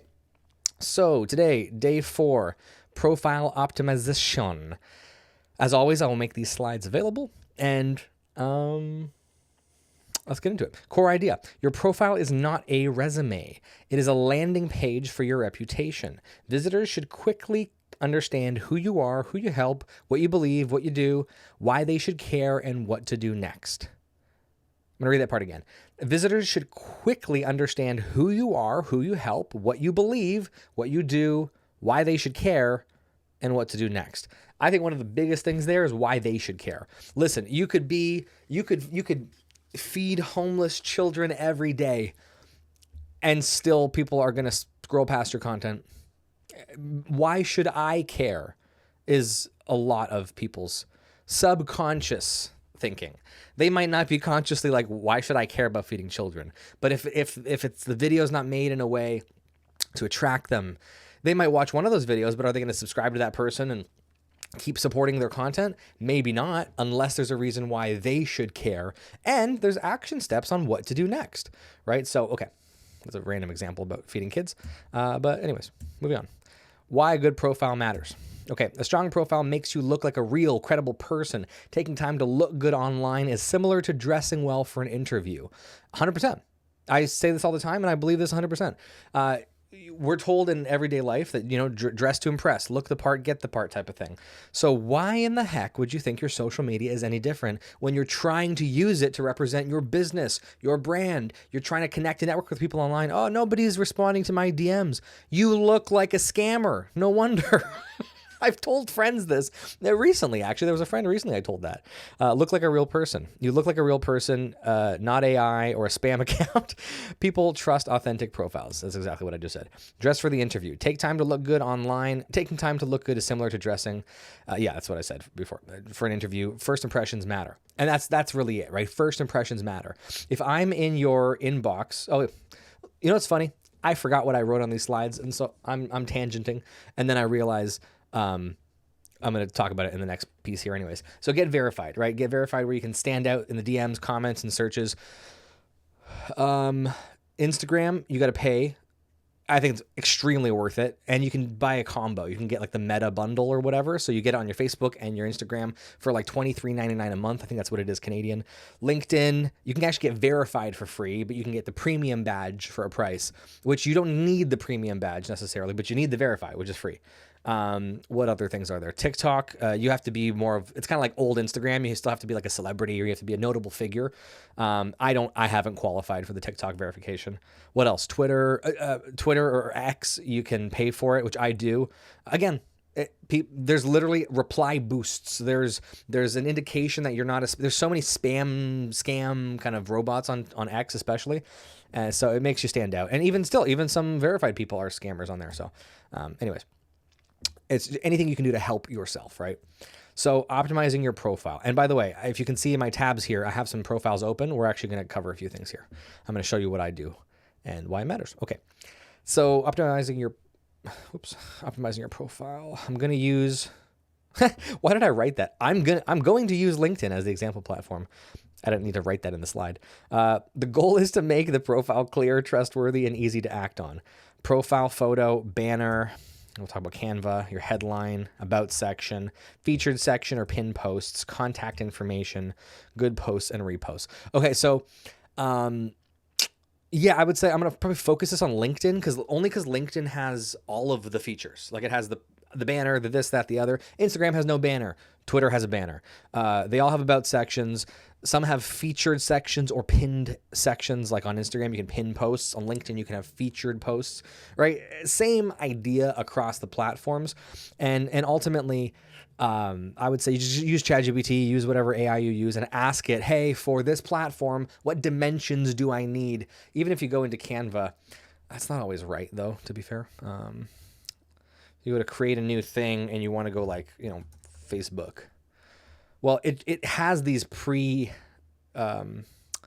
what's the word for this? Pre-templated sizes, right? Or YouTube banner or something, right? So you can typically use this as a good reference. I would still double check it. Use ChatGPT, use Google, double check the actual dimensions, but usually you can just do that. And actually, if you see here, this is my personal Canva. So if you look, LinkedIn banner, I write the dimensions beside it just for super clarity. 1584 by 396 pixels. School, I think this is specifically for like the actual cover photo on School, because then the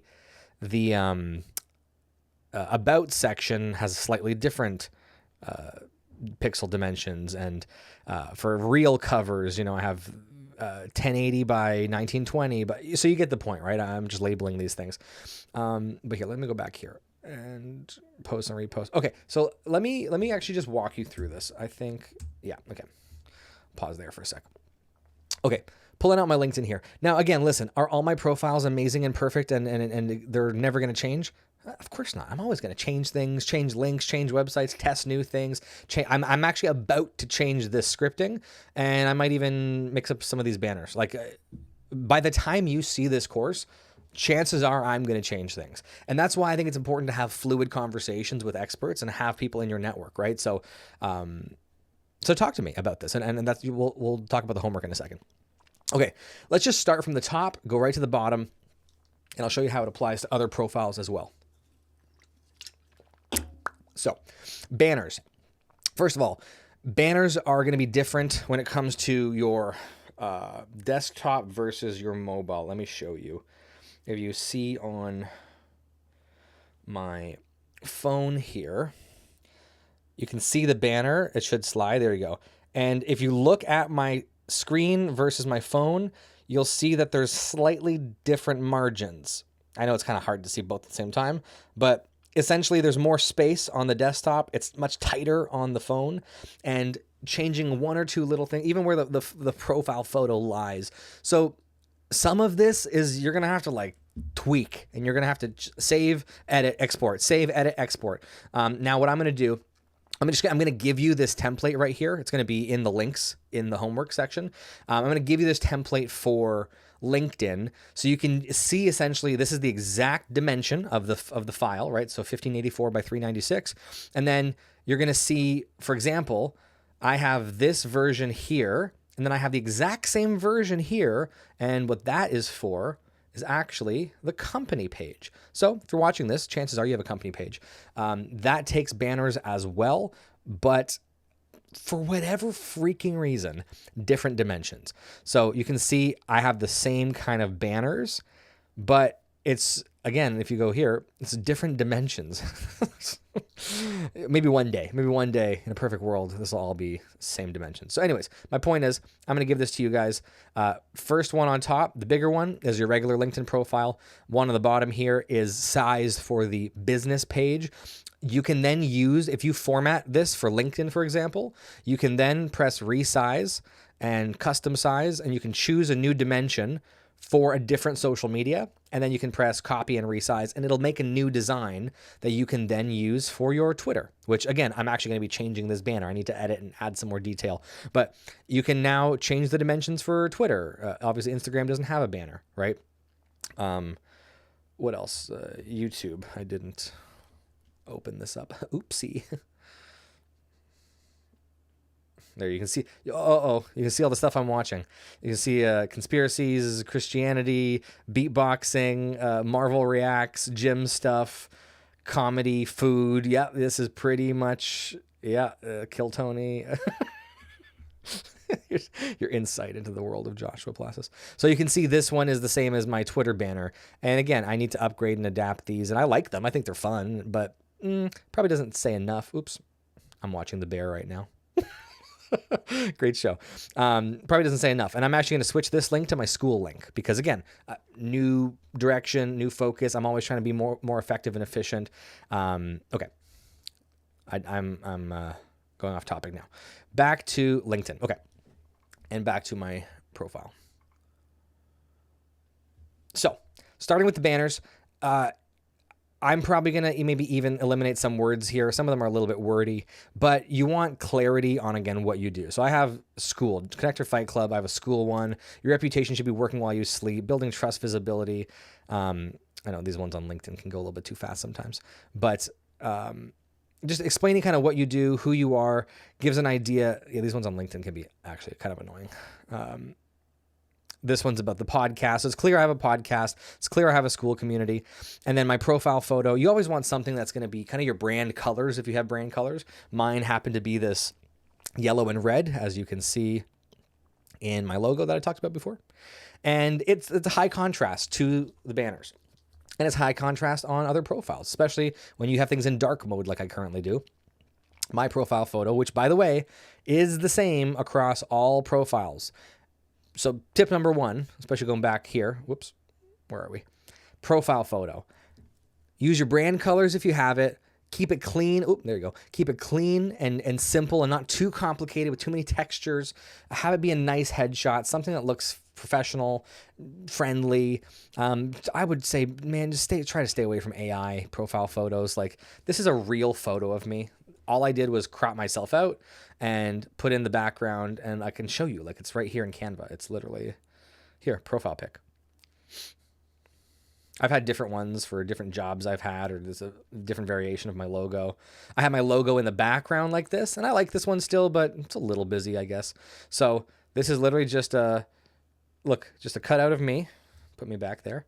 You literally just put the thing into Canva, and see, this is the photo. And I just press background remover. That's it. And that's why it looks like that. And then this thing here is just a ring that you can change the colors of. And then this is just a background of yellow. Like, that's it. This is 3 elements. So it doesn't have to be complicated, but I think it looks pretty nice. Okay. So clear, nice, professional photo. Banners that tell what you do, who you are, easy to read. Again, I'm probably going to even switch these up a bit. And then you want, obviously, your name. You can see here I'm verified. Like I mentioned, this is free. I put my pronouns as kingdom bound. If you're offended by that, we're probably not going to get along. And here is the LinkedIn Premium badge because I pay for it. But you don't need this on LinkedIn. The verified is important, though. Obviously, my company says what I do. And just, again, I'm going to say this so simply. Fill out your profiles. Where there's options to fill things, fill it. Because you're also showing the platform that you're using its features, and it's going to show you as more of a complete person. So I have, your network is sleeping on you, the connector for... Now, I have this... I'm actually about to change this. I have some changes in my own personal working life and business. So I need to change a few things around in terms of, I help entrepreneurs build LinkedIn authority. That's changing, where I'm going to focus more on the school community. And so I'm going to change my verbiage there. So let's not focus too much on that right now. But in my About Me, I'm telling a story. I'm actually sharing who I am and what I've done and kind of coming to where I am today. So treat your headline as your introduction. If you have enough space, I always like to have a phrase, something that catches people's attention. So your network is sleeping on you. Here I have, here I have my age. I don't know why I put my age. Kind of forgot that was there. I'm going to change that.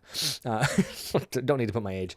I'm not really trying to date from my Instagram, so I guess it doesn't matter as much. The Connector Podcast, DM School, Level Up Your Personal Brand, Army to Entrepreneur, and everything in between. I've tested putting them on top or in the middle. So Army to Entrepreneur and everything in between is kind of my catchy phrase for Instagram. DM Me School is my call to action. Connector Podcast, just to showcase that I have a podcast. I purposely put these in this order because it's kind of descending smallest to longest. I just thought it looked the most pleasant. You can change up these options, or these what's the word I'm looking for? Where things go. Placements, changes the placements. And then I try to have one consistent link right now. My primary and pretty much only call to action is to join school. So I have now put that right there as the link, and I actually have to change this on LinkedIn as well, because I think it's my website. Yeah, it's my website, which I'm going to change now to school. Okay, so use your About Me section here if the platform allows for it. I think it's only LinkedIn, really, to tell a story about yourself. Then you have your featured section. So I have the podcast and I have my school community. Very simple, easy peasy lemon squeezy. You have your posts, which if you're getting started on LinkedIn, I would recommend even reposting some other people's content. And a good, we'll talk about this more in day 5, which is good content, but because I wrote it in here, good posts and reposts, LinkedIn doesn't penalize you really for reposting other people's content. And in fact, actually oftentimes posting like videos or memes or even photos, like, I have a team that created this image, and it's not my quote, right? So it doesn't have to be necessarily original content. I've even posted, the best video I've posted on here in a while was actually just Alex Hormozy. I just downloaded it from YouTube. I tagged him in it. That was Hormozy, but it was a different one. And then I wrote my own copy, right? So this one, him talking about when he ate at Chipotle and saved money. So I wrote the copy. I wrote all this. I didn't steal that from anybody, but I took his video because LinkedIn doesn't penalize you for doing that. And this one has over 61,000 impressions, and it's got a decent amount of likes and whatnot. But that's okay on LinkedIn. Doing that on Instagram, not okay. TikTok, not okay. YouTube, not okay. Twitter and LinkedIn operate very similarly in many ways, and we'll get to that another time. But I'll tell you this, if you want to grow on LinkedIn and Twitter, you have to do a lot of activity. You're going to have to comment, like, engage on other people's posts. Like, I'm kind of doing a tangent here, but this is useful for you anyways. Like, you're going to have to go to your thing here and your homepage and, read people's posts and, oh, wow, yeah, cool, comment something. Another good tactic is to go to a big page like Layla Hormozy here. She's got 137 comments. Go in the comments, right? You can kind of sometimes, no, it's not hovering, but you can go to this person's profile and look and see he's in Arizona, reaction intelligence, explaining why, is he an owner of anything? Founder. Okay. So this is the type of guy I'd probably want to talk to. Actually, I'm already connected to him. There you go. So I would then comment on his comment, and I'd, there's Rosa, my friend, comment on her comment and comment on, so these are the ways you do it on Twitter and on, right? So I'd go here on Twitter, and I'd go Gary Vaynerchuk, quit overthinking, start creating, do, whatever, right? So these kind of activities are what's actually going to bring attention to your profiles. On Twitter, and I keep saying Twitter, on X and LinkedIn, just posting good content is not enough. On TikTok, Instagram, and YouTube, posting good content consistently is enough. So different platforms, different systems. All right, I'm going on way more of a tangent than I expected. I'm sorry, guys. Well, I'm not sorry. I'm not sorry. No, this is all very relevant. It just wasn't kind of in the cards for today's conversation, but here we go. Filling out your LinkedIn profile specifically, because yes, it is kind of a CV, it is kind of a resume. So make sure you fill this out appropriately. Make sure it looks real. Actually have the companies have a company photo. When you have a bunch of photos, even this Olympus Legacy Co. It's just t-shirts that I make and some designs I do, but I put a cover. I made a company page, right? Where is it? Oh, here, Olympus Legacy Co. I made a company page, which is free, by the way, for my clothing brand, just so that I could include it in here and have a logo. So look the part, okay? Look real. Don't be lazy. Add licenses and certifications if you have them. I have some from HubSpot there and a bunch of others.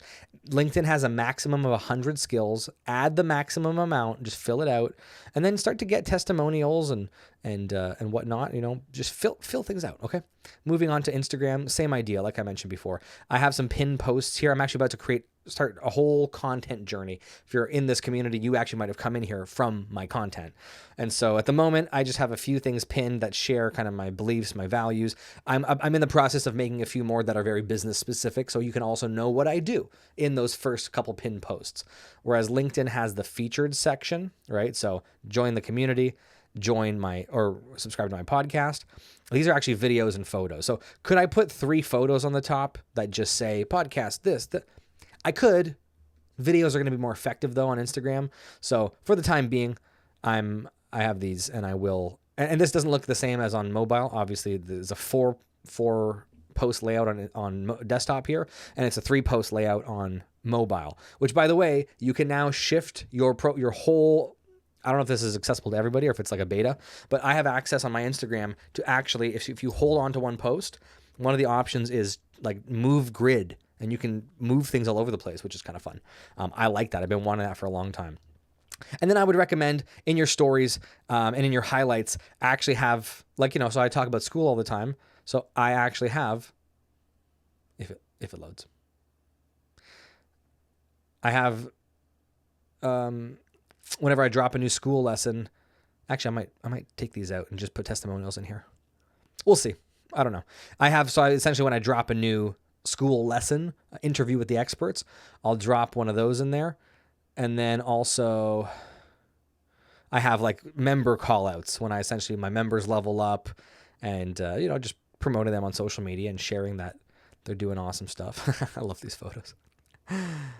And then I'm doing these too, some different kinds of testimonials, which it's always good to do testimonials. Here again, I have testimonials for my, some of my friends, some of my wonderful friends. And yeah, so you just want to flood the internet with proof and credibility, and not fake, obviously. You got to earn it. But Twitter, again, we talked about this. And then, like I said, I'll give you guys the template for these. And I don't want to jump too ahead of myself here, so I think I'm going to leave it at that. And then always have good contact information, of course. Yeah, so I can't see it here on my profile because I'm logged into my profile, but on all these profiles, right, you can add a professional email so people can contact you, put your website and whatever link you want clicked on. So, okay. I'm going to move on. I want to talk about other things, but it's in the coming days, so we'll move on. Authenticity still wins. Nothing matters if you do not look interesting and authentic. Profile optimization is the bare minimum. Trust signals drive everything. So empty profile, no one will respond to your DMs if your profile feels empty or fake. No credibility, no one will reach out if your profile does not show credibility. So this is talking about outbound, this is talking about inbound, right?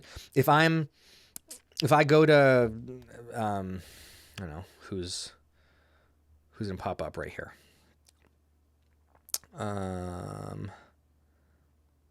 No, these are all just my friends. I want some random account there, some random verified account, some jack dude. So this guy's got a bunch of followers. If I decide to message him right now and I have a nothing profile with nothing on it, I'm not verified, what are the chances he's going to respond to me? Probably 0.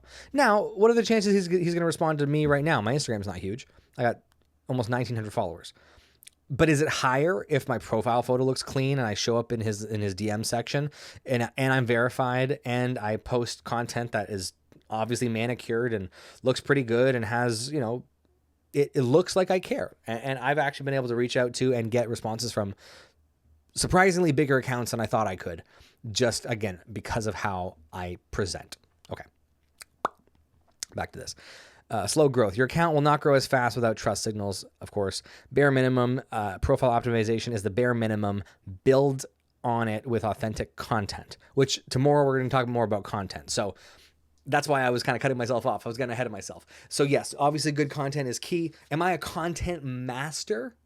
No. Actually, I'm about to start working with a company right now because I need help too, right? Just because I'm teaching you guys about personal branding doesn't mean I know everything about everything online, right? I'm still learning. I'm still growing. I want my Instagram to have 500,000 connections and authentic people that are all in my, in my tribe, so to speak. So I'm working on that. I'm building that. I'm getting more consistent with content. I'm not perfect at everything. And that's why I also need help. Everybody needs help. If you think you don't need help, you're obviously delusional.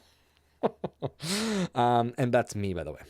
Why did I put myself in this photo? Because I'm talking about authenticity, and I'm an authentic person. Okay. Okay. I'm going to shut up now. Here's your assignment for the day. Here's where the rubber really meets the road. And I want to give you guys a lot of my time on this day. So also, I just realized the spotlight wasn't on. So the spotlight feature. So number one, obviously, same thing you've been doing the last couple of days. Make a post in the 7-day challenge category. Same kind of title, right? Day 4. What to include? Tell the group which social media account you are using and why. That should say accounts, like plural. So you can just list them off. Just be like, right now I'm on Instagram, TikTok, and YouTube. Just right. And then you could, if you haven't already, put your username beside it or link to your profile. Like I'm happy for you to do that. We'll all follow you. Share your updated profile photo. Okay. So I want you to, just like we talked about, if you do not have a professional, good looking profile photo, I want you to go in Canva. I want you to take your best photo. I want you to choose a color. I want you to just do this. Okay. If you don't know what to do and you don't really have another option, Dan Martell, just do this. 2.8 million followers, his face in blue. And guess what? That's his brand colors, right? Hormozy.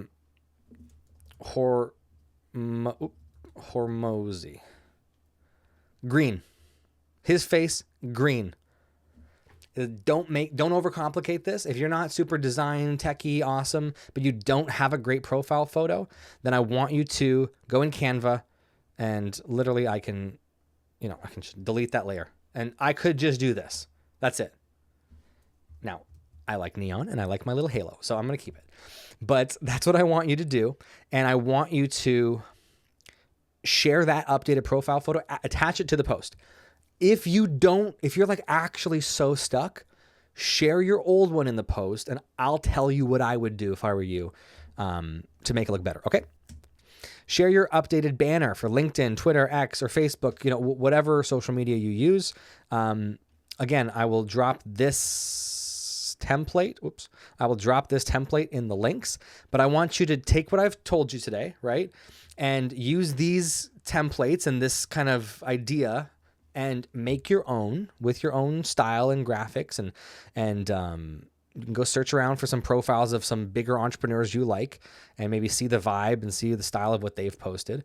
LinkedIn, I would recommend filling out 3. It lets you put that carousel. Obviously on X and the rest, it's 1. So include your updated banner. Same thing like I said before. If you don't know what to do at all, post what you have now and I'll give you my feedback. Share your updated headline. Again, the headline being this, right? Now, take what I've told you about a phrase, something catchy, something that kind of shows your personality or showcases what you do. So I share my faith right here. If you know, you know. I share my faith right here. I have my catchphrase that also it's attracting. Oh, army to entrepreneur and everything in between. I have my link. I have my call to action. And I have another piece of information about my podcast, right? LinkedIn, like I told you, I'm going to be changing this, but for the sake of the description of what we're talking about, this is a good example. Your network is sleeping on you. I used to have it where it said, if humility is beneath you, success is beyond you. And that was my first little line. Because also on LinkedIn, by the way, when you start commenting, it's different on different platforms. But if you see this person's comment, helping leaders unravel complexity and build structure that creates, this is part of her headline. Your network is sleeping on you, the connector for founder-led, and it cuts off. So that part is important, especially on LinkedIn. But I help entrepreneurs build LinkedIn authority, trusted relationships, and inbound opportunities through personal branding. CEO at Palassis Media. So same kind of idea, same kind of structure. Don't make it boring, and I would suggest that first line being something more interesting. Okay, share your updated headline.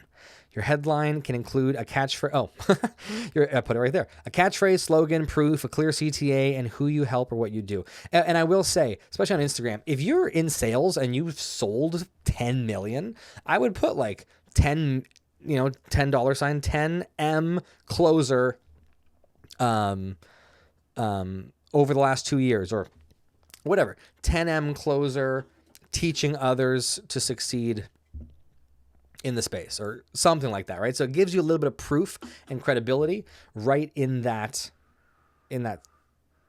statement. Sorry, weird sounds outside of my door. Share your updated about section if you have LinkedIn. This really only is relevant if you have LinkedIn. About section is this, right? The whole story that I told you about. And feel free to go read mine if you want some inspiration, if you want to know kind of what I did there. And use your real story to connect what you do now, who you help, and your mission or purpose. These should be like sub points. I clearly formatted this wrong. That's okay.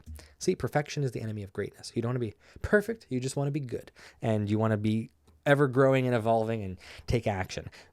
Could I have perfected this whole slideshow and every other day a little bit more? Yeah.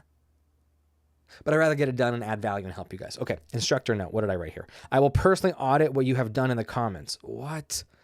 Well, shoot. I said it now. So dang it. I'm just joking. Guess what? No bonus assignment today because I think that's enough. I really think that's enough. Okay.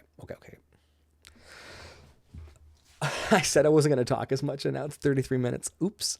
But there's no bonus content. So now it's up to you to take what I've told you, go make those changes, implement, throw it into the post that you share, and I will see you in there, and I will do my best to help you look like a monster, like a beast. Is that a good thing? Like a winner, like a successful, branded elite entrepreneur. There we go. That's more on brand. Okay. I think that's probably it for today. I will see you guys tomorrow where we'll talk about creating good content.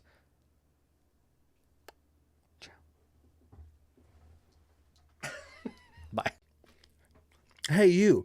Do you want to make $10 million in 5 seconds? Here's the 3 tips I learned. For a second, you were like, Josh, you're recording the wrong video for the wrong channel. Well, my friends, yes, I'm wearing the same shirt as yesterday because yesterday is today for me. I really want to finish this, but I don't want you to hear me chewing. Today's all about good content, as I alluded to yesterday. Now I don't want the mic to hear the ASMR of me taking licorice out of my teeth. So, good content. You have to be crazy. You have to get on TikTok. You have to start dancing. You don't have to do any of those things. Now, I'm going to preface today's lesson by telling you I don't think I am a content master. Actually, at the time of recording this, I may have mentioned this yesterday. I forget. At the time of recording this, I have just invested a lot of money, like a lot, to work with professionals. Actually, if I told you who this company was, you would know the guys. You'd probably seen their ads, and you'd be like, "Oh, I've wanted to work with them." I pulled the trigger. I decided I need help, and I want to grow faster and produce better content, more directed to my ideal audience. And if you're watching this course, there's a high chance you actually came in from some of that content. So we can thank the guys that helped me out here. I will leave them nameless for the time being, but I can help you start to build the right content systems. And the beautiful thing about all of us, and the reason I'm telling you this very transparently, is the beautiful thing about entrepreneurship is the more we learn, the more we grow, the more we invest, the more we can actually share what we've learned with others. So do you have to spend the thousands of dollars a month that I'm spending to work with a professional content and scripting and editing and ideation team? No. But would that help you one day, depending where you are in your business? Possibly. Right? I didn't have a video editor when I first started, but then as I produced more videos and more content and had the podcast, and then I got an editor, then I got a better editor, then I got a better editor, then I worked with my friend Austin, then right? And it just grows and evolves. And so I can teach you where I've been and what I've done and what I've learned. I'm always going to be progressing. And so as I learn more and as I work with these more advanced people at like the highest levels, getting like this company, their average client gets 15 million views in their first 3 months. That's pretty cool. So I'm excited for my millions of views is what I'm saying. That being said, I can teach you what I know, what I've learned, and what I'm being told by the experts. But I will keep this one pretty rudimentary when it comes to building content, because I know a lot of you guys watching this, and if you're in this course, you are probably good at what you do, but you may struggle with your online presence and brand. And that is a lot of people. It doesn't mean you suck. It doesn't mean you have no talent or skills. It means that this is just a different realm. And if you're not used to building something in this realm, or I shouldn't say building, if you're not used to Trying to turn on my little fan because I'm hot.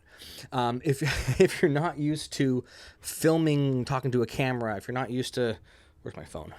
Doing this and, hey guys, welcome back to my channel. Then it's weird. It is pretty weird in the beginning. I actually literally just bought a little monitor, and I don't want to waste time turning this on, but because I have to connect it to Bluetooth, but I have it here, so I can actually use my back camera, and it'll mirror my screen in the front, so I can take videos like this. And I have a little magnetic tripod here, right? So I can attach my phone, and then there it is.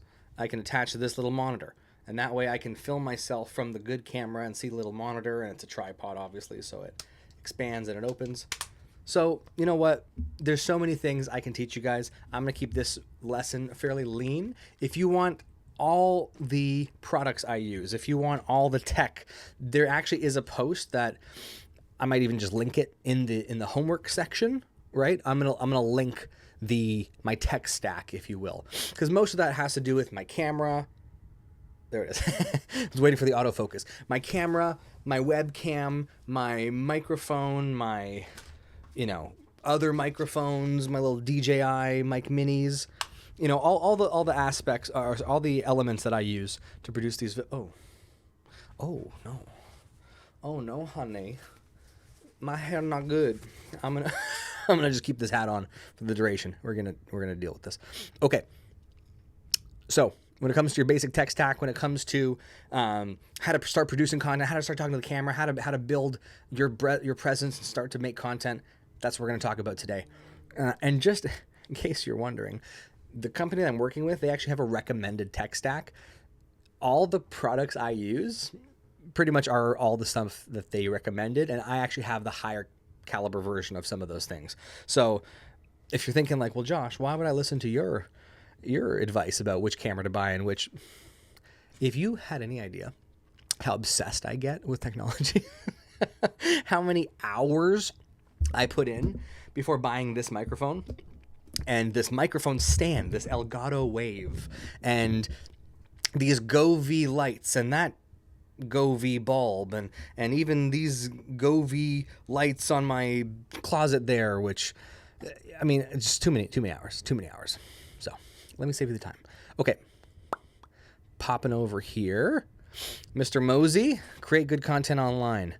Good content, day 5. You do not need to become a TikTok dancer to get views and business, and you do not need to be on every social media platform right away. Results come with focus. Now, let me just hit on this for 1 second. Do I think at some point, depending on your business, that it would be a good idea to be on TikTok and YouTube and Instagram and Facebook and LinkedIn? And yeah, right. Every big business is. I think even Dove has a TikTok. Actually, I don't know for sure. But you know what I'm talking about, Dove, like the soap brand. My point is, if you're just getting started, and this is what we can talk about in the community, in the group, do you need TikTok? Maybe not, right? Who's your audience? Who are you trying to reach? Who are you talking to? Are you talking to children? Selling, well, I mean, I guess, are you talking to children but selling to their parents for some item? Yeah, maybe TikTok is the place, and Instagram Reels and YouTube Shorts, right? Is long form podcast YouTube content going to be your go-to if you're selling to kids? No, probably not. But if you are a B2B SaaS company looking to work with 6 to 7 figure entrepreneurs in the agency space, should you be on LinkedIn? Obviously, right? So it's like, but do you need to be on X? Maybe, actually. X is not bad for that kind of space, right? So it's going to depend slightly. So let's talk about this. And if your time is limited and you're a one-man show, one-woman show, then it might make more sense to be on one platform versus all of them right away, okay? So choose your ideal platforms, going off what we were just saying. Pick platforms based on where your ideal audience pays attention. Ask yourself these questions. What kind of content does my ideal audience consume? Are they watching long-form YouTube? Are they scrolling Instagram? Are they active in Facebook groups, i.e., are they single moms? Are they buy and sellers? Are they, whoever's in Facebook groups? And you know what? It's also a regional thing. Some regions have a lot of very active in-person or a lot of active Facebook groups, and sometimes they meet in person or they, whatever. And so ask yourself these questions, find your ideal audience, do some research, man. And if you're like, how do I do research on these things? How do I figure this out? Well, first of all, you could talk to your competition, right? It doesn't hurt to ask. You could just say, let's say you want to, okay, let me think. Let's say you want to start a lawn mowing business, right? Okay. So you're thinking, okay, lawn mowing business. Okay, how do I get clients? And you live in Memphis, Tennessee, okay? Well, number one, what I would do is go on YouTube, go on Instagram, and type in lawnmower. Just type in lawnmowers, or type in cutting grass, or maybe if there's a specific type of mower you use or whatever, and just go look at the content that's gone viral, go look at the hooks, go look at the style, go look at the kind of videos they're producing. And then I would also go to your competition, Google them, look up their websites, and then from their website, go to their social media, see what kind of stuff they're posting, if anything. And if in your area, your other lawn mowing competition just has basic websites and they're just getting they're just getting referrals, and because that's the only people maybe in that niche, in that location, then, you got a lot of room to essentially build a brand and gain traction just from social media content. So what does that mean? Well, lawn mowing, homeowners is going to be your target audience, obviously. And if you're going to cut people's lawns and you charge, I have no idea, by the way, I'm just making this all up as I'm talking. Let's say you charge $100 for a lawn. Okay, are low income people paying that? No. Middle class? Yeah. The wealthy? For sure. But they're going to have a higher standard of expectation. So if you're just getting started, are you going to start cutting wealthy people's lawns right away? And you might not be good at cutting lawns yet. You know what I mean? So you might not get to the top of the top right away, but you can start with the middle class and maybe do some for free and say, hey, in exchange for just giving me some content to film, I'll actually mow your lawn for free, if that's okay. And then as you do a few free ones, you get some case studies and testimonials, and you ask them and say, hey, if I do a good job, can you please just write me a Google review? And or wherever you live, sometimes Yelp, people use Yelp still, not really over here where I live, and Facebook. Your Facebook page can take reviews, not your profile, but your business page. And your LinkedIn can take reviews, but I wouldn't bother with a LinkedIn if you're doing lawn mowing services. So your Facebook page and your Google page. Ask them for a testimonial, so you'll do it for free, and ask if you can record for content, right? And then start doing that. And then look at those ones that went viral and how they edited and how they posted it. And maybe you hire somebody on Fiverr or Upwork to do the edit for you. Maybe you do it yourself on CapCut or Final Cut or Premiere Pro or something like that. So hopefully you see what I'm saying here, guys, right? And you kind of understand what we're talking about. I'm going to move on now. If you have more specific questions, obviously you can ask me. But I just ran you through one of those thought processes, one of those trains, okay? And not even to completion, but just get the brain cells moving, okay? Where is my competition getting the best results? Where do my ideal clients hang out? And so, again, it's like, if you're a car detailer and you know that every Wednesday night there's a car gathering, you can tell I don't go to these shows, a car meet in the area, and it's open and it's friendly, right? Maybe it's not like gang related. Then you know what you should do is you should probably start going to the car meets, and you should probably, make some friends. Maybe you got a friend that has a nice car, and you know what I would do? I'd detail that friend's car. I would detail it and clean it and make it look perfect. I would show up to the car meet with a bunch of cards, maybe a little sign, and stand up beside your friend's car, meet people, make friends, and say, hey, check the interior. Tell me when you think he bought this, or tell me if you think it's a fresh car. And they'll be like, yeah, that's nice, that's crispy. And you say, yeah, I detail cars, by the way. Here's my card. Like, hello? Okay, we're moving on. I'm getting excited now. I want to help someone build a car detailing business.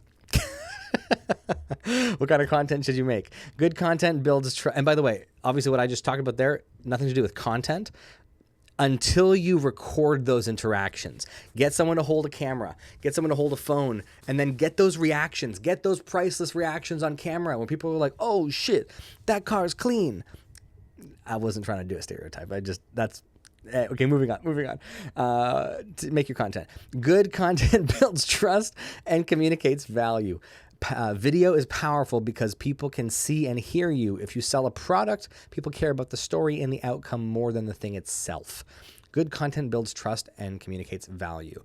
The bonus content for today is actually going to be my friend Grant, who is a content expert. I'm talking about like hundreds of millions of views for himself and his clients. Now he has a podcast that's getting crazy views. He works with celebrities. Like, guy is nuts. And I had the privilege of being able to interview him, and we talked a lot about content.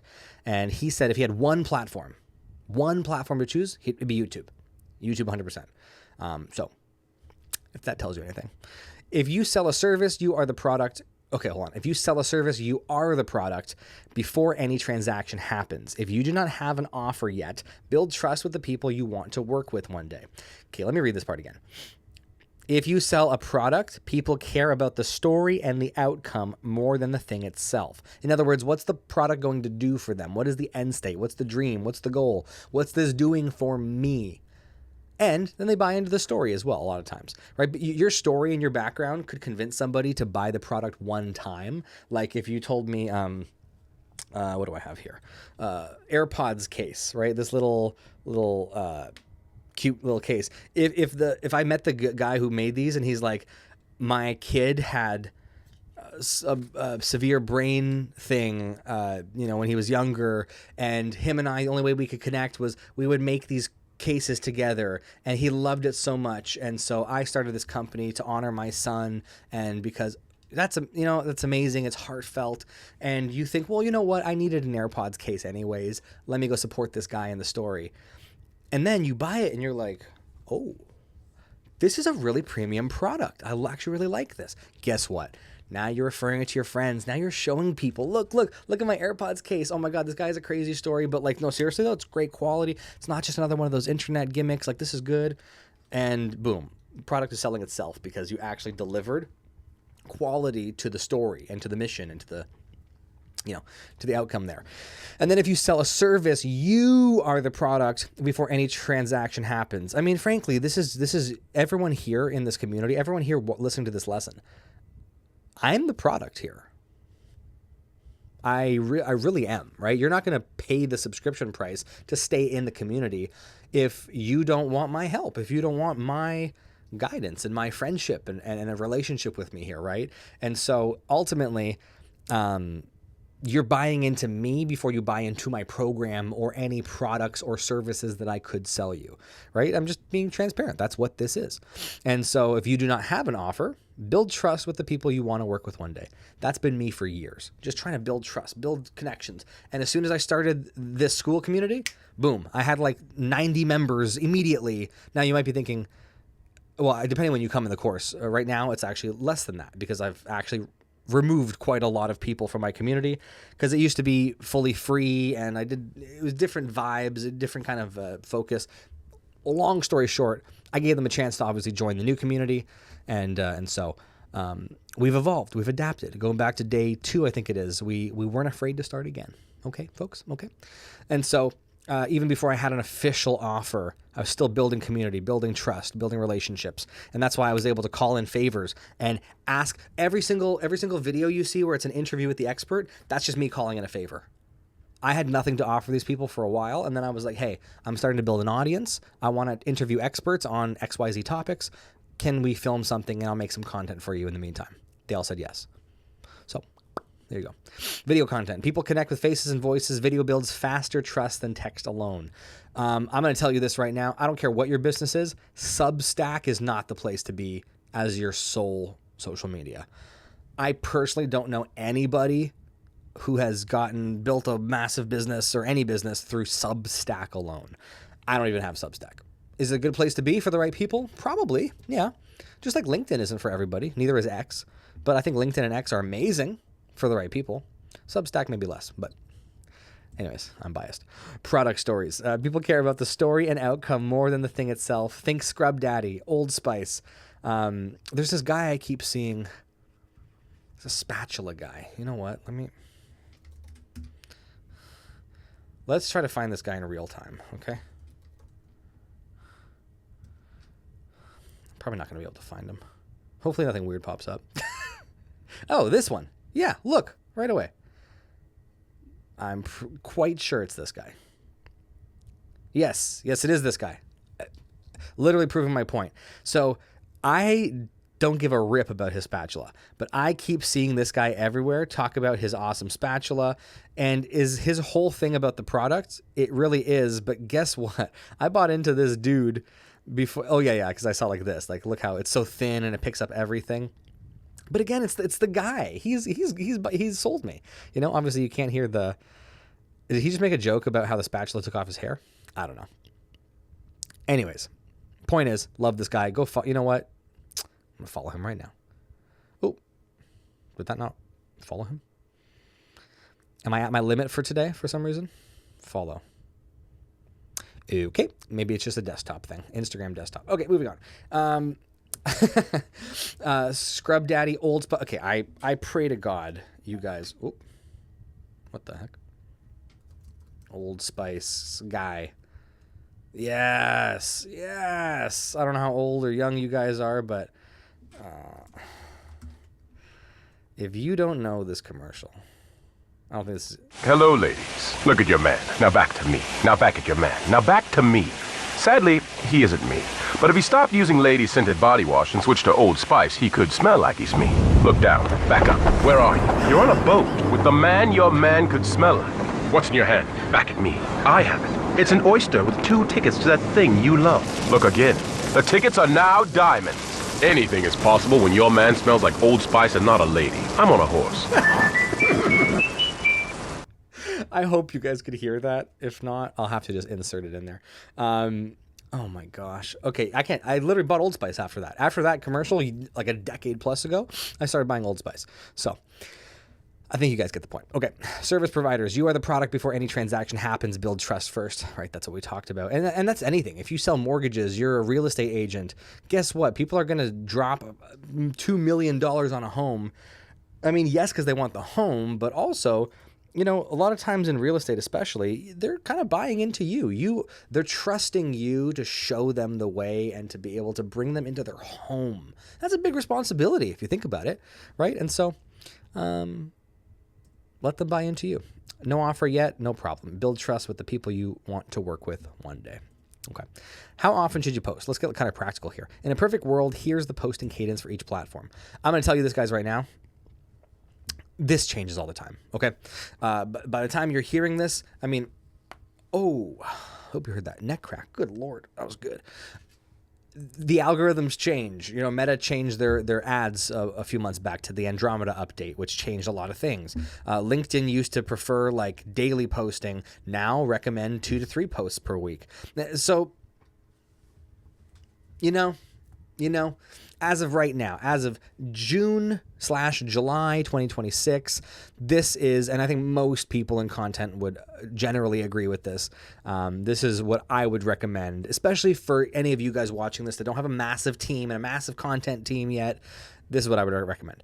LinkedIn, 2 times a week right now, and do engagement. The time you would spend to make more posts. Oh, sorry, I keep smacking the mic, and I know you're gonna hear when I smack the mic. I gotta just stand back.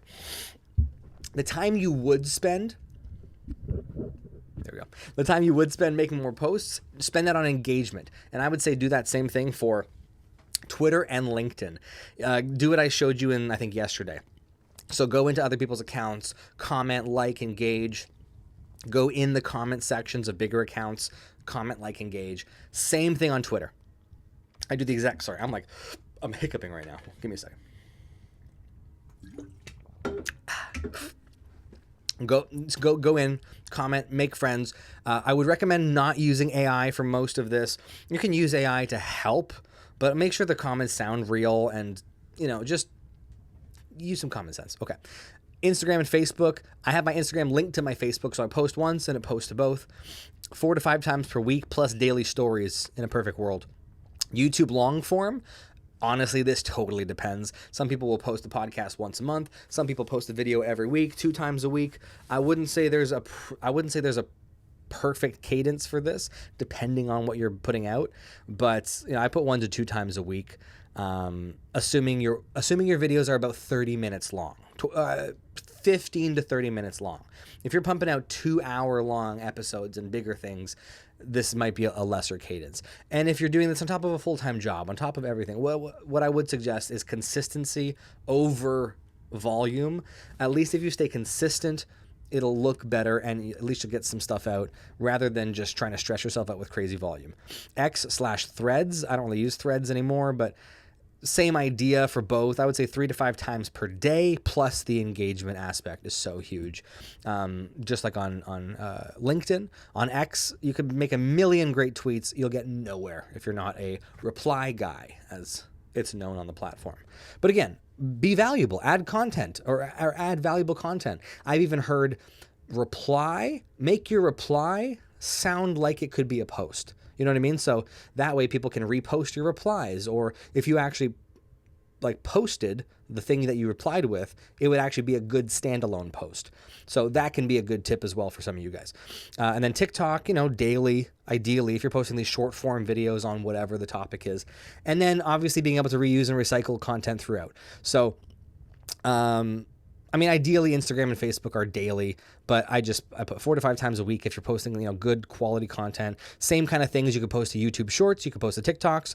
I don't usually send those things to Threads, and LinkedIn is more, it's different kind of what I post on LinkedIn. And I shared a little bit yesterday about some of that in terms of reposting other people's content versus your own organic. So I will tell you this, LinkedIn and X. Threads, I think, is the same, but I don't use Threads personally. LinkedIn and X, you can repost and reuse other people's videos, some stock footage of something, a clip that went viral, and then write your own caption, write a unique caption. Instagram, YouTube, and Facebook, and TikTok do not want you just ripping off other people's content. The only way you can rip off content is if you're in the video as well and you're reacting. Okay, so there's a distinction there of posting the original video, no edits, and posting the original video with yourself like edited into it and reacting to it, okay? Just FYI. And by the way, that's a great thing to do. Reaction videos are killer. Reminder, you need to start before you get good. Do not expect to be an expert at first. Start now, then improve your editing, messaging, and clarity over time. Amen. Right? You just got to start doing. Best time to start was 10 years ago. The second best time is today. Okay, so just start. If you go look at some of my early stuff, it's not really all pretty, I'll tell you. This actually might take too long to load. Yeah, it will. Anyways, if you scroll to the bottom of my Instagram, this is actually a newer account. Like the last couple of years, I had an older account that I just deleted, kind of wiped it from the face of the earth a long time ago. But yeah, it's going to take too long. Okay, it's fine. You guys can go stalk me if you really care. Whoops. Okay. Okay, so today's bonus video and assignment. This is my interview with Grant that I mentioned. It is a fun one. Super valuable. Like everything would just. I'm in this mode too, where it's like I watch people's content and I'm like, man, frick, I can do that. You're like. Anyways, I recorded this when I didn't have this good camera. I just got the mic. I'm way too close to the camera, I think, but that's okay. We all learn, right? Okay. Make a post. What is this? Oh, the assignment. So make another post on under the 7-day category using the same format for the titles, right? Nothing's changed. Create a short form video. Whoa. Guys, this might push some of you a little further than you want to go, which is good because that's why you're here. If you're not willing to do this, why? Right? Either you see this and you're like, yeah, easy. I'll crank this out in 5 seconds because you're in this content mode. You're in this content grind. If you see this and you're like, oh, I'm nervous. I don't want to do this. That's exactly why you need to do this. Okay. Now I'm going to give you some good news here. You don't have to post this on social media. I want you to post this attach it to the post with the title, 7-day challenge. You're going to do this. Okay. You're going to make a video, 30 seconds. Speak to, and I would even recommend script it out. If you're not good at ad-libbing, if you're not good at kind of speaking off the cuff, script it out. Speak to your ideal audience about the problem you solve or eventually want to solve if you don't have an offer. Look at the camera, Use a good microphone if you have one. Be sincere. Use Instagram edits or CapCut to add auto captions. Okay. If you have questions about that, just let me know. But very simply, CapCut is a free editing app. You can get it on your phone or you can get it on desktop. Same with the Instagram edits app. And literally, you'll see the button that says add captions. It'll add auto captions. I'm not even going to ask you to edit the captions. You don't have to go through and make sure everything's spelled right. I don't care. In fact, almost nobody cares. So add some captions to it because you're going to make a short form vertical portrait video. Okay. If you have an iPhone, what I want you to do is open your camera up. I want you to go to cinematic, not where it says video, but I want you to go to cinematic and literally just, oh, hold on, you can't see. And I want you to press boop. And I want you to just take, facing the wrong way. Okay, look, wait, you can't see me. Whatever, right? Press go, and I want you to speak to your ideal audience. Like I said, be sincere, add the captions, and post it in the community for review. You do not have to post it publicly yet, is the last point there. So you're welcome. Now, here's a suggested script. Hi, my name is blank. I help audience solve problem by solution. I'm going to start posting more content on topic. So if you want to learn from my number of years of experience in field, and then tune in and follow me on this journey. Okay. Then I say, make it your own. This format simply helps you get comfortable talking to the camera. So for example, right, I'm going to click go. In this case, I'm just using my phone audio. I'm not posting this. You're seeing me do this in real time, right? Here you go. It's recording. Okay. So, hi, my name is Joshua Palassis, and I help busy entrepreneurs, experts, and coaches trying to solve, or I'll change the words, trying to build an elite personal brand and, what did I write here? Trying to build, see, I gotta even look at my script. Trying to build an elite personal brand, level up their authority online by looking more authoritative and being authentic and showing up authentically on social media and building connections across the internet. I'm gonna start posting more content on personal branding. So if you want to learn from my almost 10 years of experience in entrepreneurship, networking, marketing and branding, then tune in and follow me on this journey. There. Was that perfect and sexy? No, that was disgusting. Do I care? No. I can make a script and make it sound nicer, right? I didn't actually plan on doing this. So if you can't tell, this is all off the cuff. So everything in this video is off the cuff. You think I'm reading off a script? There's nothing else on my screen. So anyways, okay, I'll pull this away. So anyways, that's it, friends.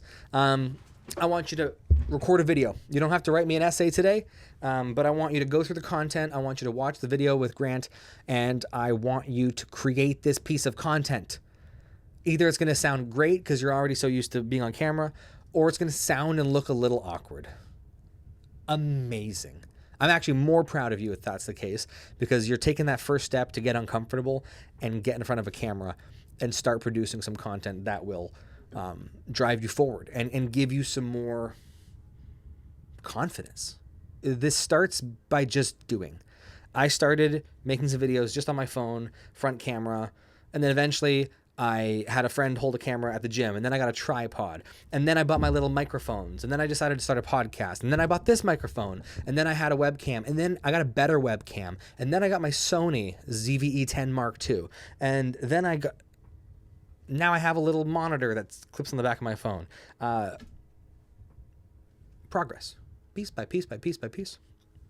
And then a year from now, you're going to look back and be like, wow, what a little infant I was creating content. Look how pro I am now. So be yourself, be authentic, put on a shamog and a non-matching bucket hat and hiccup during your videos, as I've been doing this whole time. And you're going to be great. Okay, see you tomorrow, guys. Welcome to day 6, friends. Today is, I think, probably going to be one of the most important, because ultimately all these skills are fantastic. necessary, the best, but none of it really matters if you can't meet people, right? If you can't actually talk to people, engage, network, connect. And so building a brand is important, but you also now need to have the real conversations. You need to actually make friends, meet people, connect, network. This whole Connector Fight Club school community is about that, right? I actually had two friends today, Melissa and Kelly, Melissa Nicole and Kelly Stevens. Depending when you see this, it might even be a pinned post. They met in person. They met in person in Southern California and got lunch together, and they were introduced by me through the community. And I don't know if they're going to do any work together or anything, but professionals linking, meeting, opening doors, and getting clients and building friendships. So anyways, with that said, let's dive in. And you might be thinking, wow, Josh, you're looking bigger today.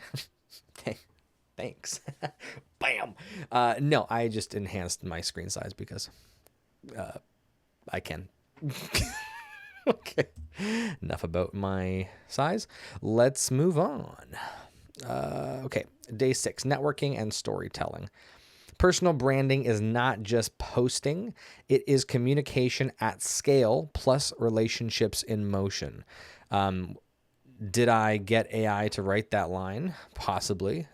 Did I leave it because I thought it sounded really fancy? Also possibly. Let me read that again. Personal branding is not just posting.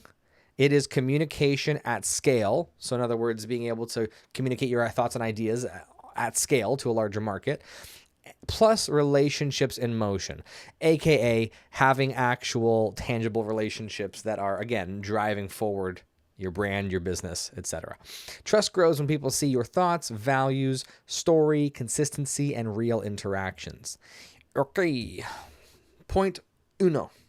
Point un, if you're French. People care how much I can't even read now. People care how you make them feel. Exactly. Before people care about what you do or sell, they care about how you make them feel. And often, by the way, I've actually interviewed, and I think it's in the attached videos today, one of my friends, Kara, who is a TEDx organizer, speaker, trainer, etc. I've heard it from her. I've heard it from a few people that when you're on stage and you're communicating this really incredible idea and thought and revolutionary topic, and then afterwards or a week later somebody emails you, it's almost never about the specific thought or topic. It's always about how you made them feel. You were talking and I think you were talking about this thing, but really I was in the moment with you, and I saw myself reflected in that, and me. And it's not that people are selfish. It's that you as the brand, as the business, are there to serve people. And if there's no needs to serve, if there's no way to relate or connect with that person, then they're going to forget about you. So you cannot rely on your reputation to sell for you before you build one. In other words, if you have a great reputation, if you're, I don't know, who's somebody everyone loves? Alex Hormozy, right? Or who Tony Robbins was in the front? Yeah, Tony Robbins, right? Love him, hate him, I don't care. I like him from what I know about him. But he has this grandiose reputation. So if Tony today was like, hey guys, I can't do his voice. I'm selling water bottles. I mean, he would sell millions just because of his reputation. But chances are, if you're in this program, and by the way, I'm in this boat with you at the time of recording this, at least, my reputation isn't so massive that it just sells things for me yet, right? So you can't rely just on your reputation. If you are just starting, your greatest asset may be private conversations.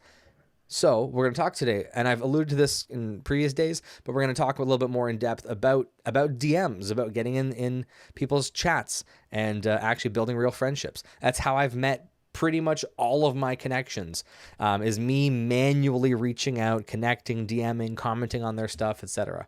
When you stack enough testimonials, reviews, and credible trust, your authority can eventually work on autopilot for you. And so I'm in that stage right now at the time of recording this. I'm collecting data, I'm collecting feedback and testimonials, and soon I'll have hundreds. And then if you're thinking, oh, do I want to work with this Josh guy? And you go on my Facebook, on my Google, on my school about page, on my whatever you're looking at, when there's just a wall of testimonials, at some point you just gotta, I mean, at some point it's just on you. You know what I mean? If you're like, oh, I don't know if I trust this. Well, I mean, okay. You know, it's like, then maybe that's just your own fear getting in the way. When the reputation of the person you're looking to work with is just so good and so bulletproof. So there's always going to be some haters on Reddit. There's always going to be some losers and people who, it didn't work for me. And I always have to ask them, did you work at all? Right? If someone says that something didn't work for them, I always have questions. I never take that at face value, and I would encourage you guys not to as well. There's so many people and clients who are very lazy, who don't listen, who negotiate everything, who are always talking back at you. And it's like, okay, well, at a certain time, what's that sound? I heard like a notification sound. I don't know what device made that. Anyways, it's okay. So my point is, don't just take everything at face value, especially when it comes to testimonials and case studies and all that. Luckily, I don't think I have any negative reviews yet. Knock on wood. How to meet people. Content can introduce you, but conversations build real relationships and trust. So in other words, somebody comes across, let's say my Instagram, sees my videos. That'll introduce me to their ecosystem, but me having a conversation with them actually builds real trust and relationship. And that's why I even have a ManyChats automation. If you don't know what ManyChats is, it's an Instagram automation tool. So as soon as somebody follows me, as soon as somebody comments the word school on a video, or, hey, comment the word Josh on this video and I'll send you the full podcast, those kind of messages. And so if you follow me on Instagram, you're going to get an automatic message. In the automatic message, it actually links people to my school, and it says like, hey, by the way, this is an auto message, but if you actually say hi, I will respond. I'm a real person. So then I'll have real conversations with the appropriate people. Not with everybody, of course. And by the way, going back to what I was saying the other day, if you are in my DMs and you're verified and you post good content and you got a good bio and you look legit, I'm going to be a lot more likely to respond, even if you have 200-300 followers. That doesn't matter as much, but it's the quality of your profile and it's the validity of you being a real person. Okay. Comments on post. Engage authentically. Your comments can open doors to real conversations.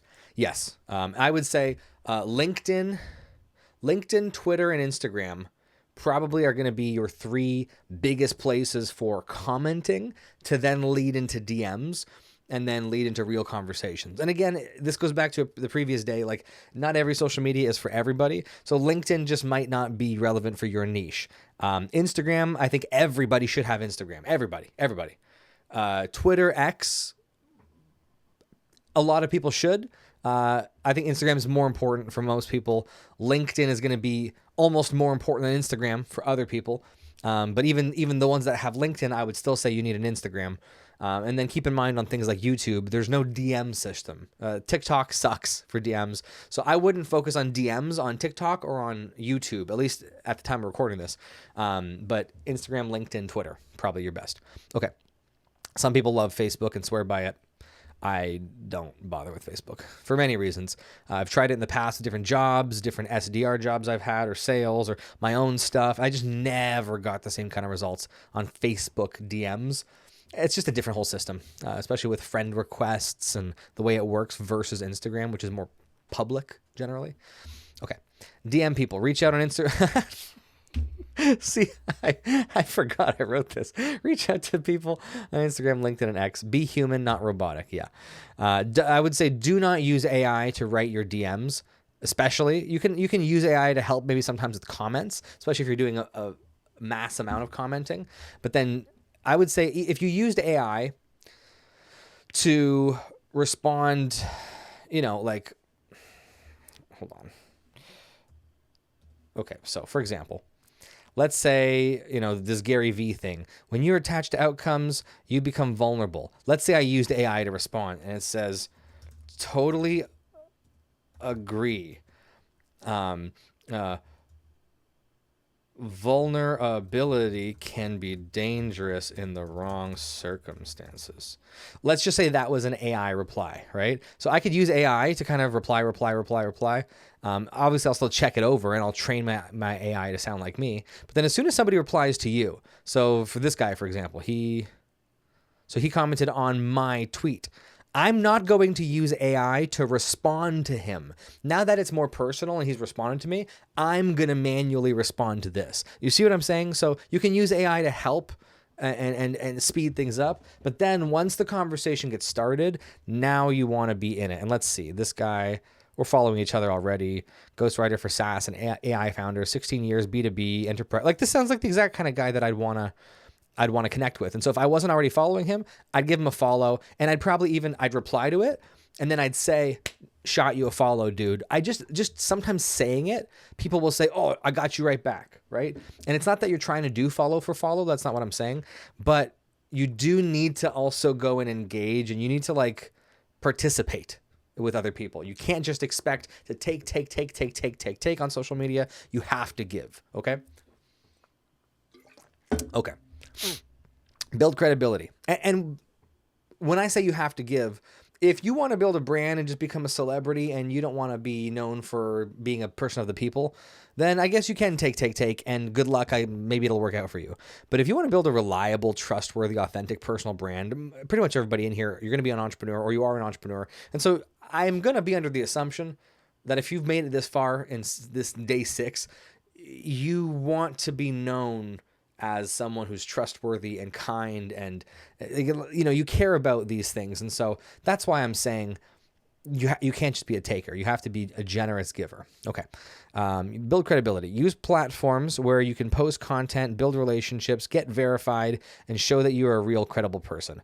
Yeah, that's just reiterating everything I just said. So attend events, networking events, BNI, Toastmasters, and similar communities are powerful for building real world relationships. Yes, with a caveat, I would say, and you know what? I'm gonna move my little face here. This is actually, I want more of my body in this so you can see me. Okay. Because I'm making all these hand gestures and you can't see my hands. See, that's why I didn't zoom in before. Okay, I would say when it comes to the in-person events, it's a toss-up for me. If you are like that dude, where's his thing? If you are a ghostwriter for SaaS and AI founders, I'm going to be so honest, you're probably going to be a waste of your time to join BNI, which is Business Network International, where a bunch of local entrepreneurs and small business people get together, and there's only one seat for each industry. So there's one guy for chiropractor, there's one guy for construction, there's one guy for decks and concrete. So that way you can refer to each other. And I would say that's more for small businesses, so local service-based or product-based small businesses, not so much for like internet SaaS entrepreneurs or whatever. Toastmasters could be good to teach you how to talk and public speak and stuff like that. But again, the relevancy to what you do needs to correlate. So if you ever have questions, just ask me. Just reach out, my peeps. Okay. Day 6, do not be transactional. Okay. People can sense when you are only trying to get something from them. Yeah. It's just the BS detector online nowadays. So if you come off like you're AI, if you come off like you want to make a sale, you lost before you even started. So be human in the DMs. Do not be a salesman in the DMs. Yeah. And again, on LinkedIn, for example, sometimes you can be a little bit more pointed and you can say, hey, I'm reaching out to founders in this space right now because I know that there's a big need for XYZ service. I do those things. I don't know, and you could say I do those things. Not sure if that's something you're looking into right now, but would be happy to have a conversation if it is. Like sometimes you can send a message kind of like that and it might go over well. It's worth testing, right? Do some testing, get some data. Usually though, especially Instagram, I would say, and Twitter, people do not want to be sold, especially within the first couple messages. You got to be natural, normal, comment on their stuff. And so tell your story naturally, learn to tell your story naturally.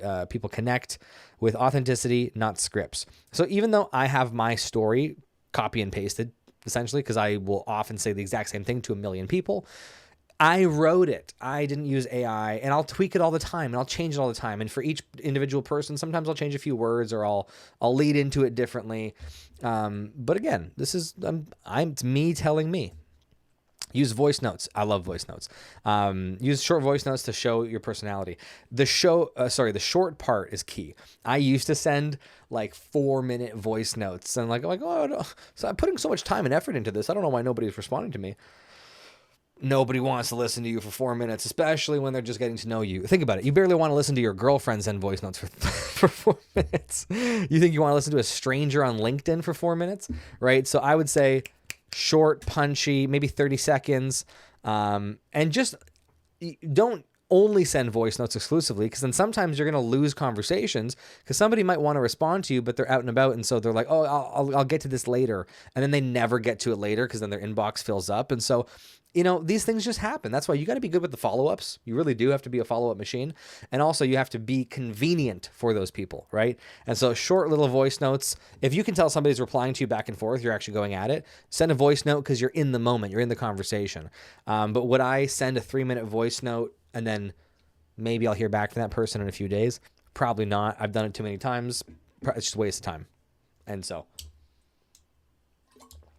anyways, ask for feedback. Ask for help and feedback on your messages inside the community. Yes. Yeah, that's what I'm here for. I'm going to drop, I think it's in the homework for this day. Or maybe it was previous day. One of these days, my DM connector scripts are going to be linked. And it's essentially a bunch of pre-written scripts I've used, I've tested. There could be a million variations, but I gave you the framework of some of the basic ones. I think I have a few different names for it, right? Like here's the friend approach, here's the sniper approach. And so you can use these as an introductory DM. And so that document should be enough to get you going. And once you're in the flow, post things in the community and say, hey, I've sent this DM to 25 people. Over the last, couple hours, and or I sent these yesterday and no responses yet. What do you guys think of this message? And then I can give you my thoughts, and we can tweak and we can edit, and then you can go test some more. So I'm also here for that. Okay. I'm here to help you guys with your scripting, with your copywriting. I think I'm pretty good at copywriting. All right. Okay. Plus there's other people in the community, of course, that will give you their feedback. And if somebody gives feedback that I don't agree with, by the way, I'll let you know. But usually, so far at least, when this group has 50,000 people in it, it might be a different story. We might have to do some quality control. But for now, at least, pretty much everybody in the group is rock solid, and I value their feedback. Okay, so bonus content for today. I'm giving you 2 because I think this topic is so important and necessary. And so there's my friend Adam Peters talking about a spider, well, not spiders. That's just a funny moment. From military to becoming a super connector. So both Adam and I were in the Army, and he was in the U.S., of course. And yeah, I think this is just a really great conversation around networking, building relationships. Well, I didn't include it, but my interview with Fontaine is also fantastic. She's young and built an incredible career already, and started by networking and going to conferences for real estate and meeting people in person. So anyways, if this pops up and you want to watch it as well, I thought this was a great conversation. I love her so much. But this one with Adam, also just fantastic. And then my conversation with Kara, that's the woman I told you who is shorter one. Of course, the one clip I pull up and I'm also, don't ask me about my lighting. First of all, trim your beard, Josh. Second of all, zero thought for any kind of strategic lighting here. This is just pathetic. This was just sad on my part. Trying to find a thing with both of us. There we go. Oh, goodness. Every screenshot is just terrible. Anyways, that's neither here nor there. Kara's the best, though. She's a TEDx organizer. This TEDx organizer can help you from stages to podcasts. Yeah. I should change that title. It sounded better in my head, I think, when I wrote it. Okay. Anyways, so those are going to be great for you guys to watch. And then, oh yes, okay, so here's what I was talking about. Download the DM connector scripts. So if you click on it, it goes to a post I made where I talked about it, and then you can request access to the document. I think you should have access anyways, but just in case. And then, so here's some info, I gave some of my thoughts before diving into all this. Then there's the friend initial reach out approach with some alternates and an example.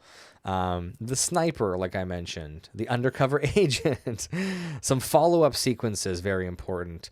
Bonus LinkedIn profile optimization. I forgot I put that in there. So, yeah, so a lot of good stuff in here. Not overly complicated or overly complex, but I think it's going to get you guys going in the right direction. And let's see, what else? Okay, so no, I don't need you to make a specific post today. On day 6, I want you to take the time to watch these. I want you to download these scripts. I want you to consider using them so you can actually reach out and talk to people. And then comment on 3 people's posts and engage authentically in the community today. So in the Connector Fight Club, go into the posts, go make some friends, comment, engage, give compliments, and just take interest. Make some real friends. Real relationships are the foundation of a strong personal brand. C. Agreed. Oh, yes. And then also set up at least one Zoom call with someone you find interesting, either in my community or from your social media. So take these scripts, right? And if you don't want to talk to anybody in the community that you've seen so far, then you can go and do it on your own.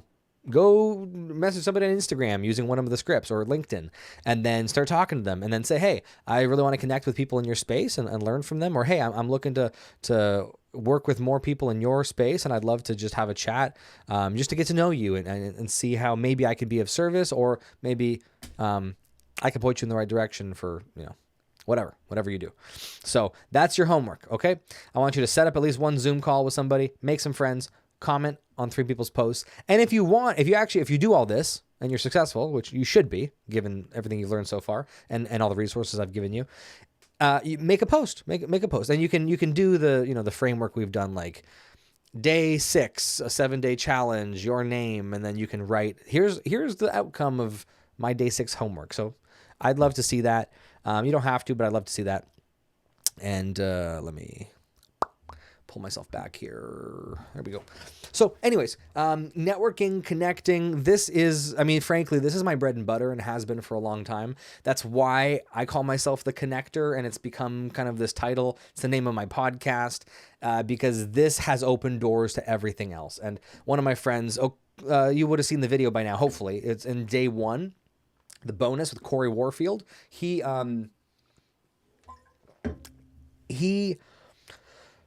gave me hope early on that I could actually build a brand, make money, build a business by being a connector. And when we had that conversation in that interview, if you saw it, hopefully you did. If not, I would recommend going back and watching it.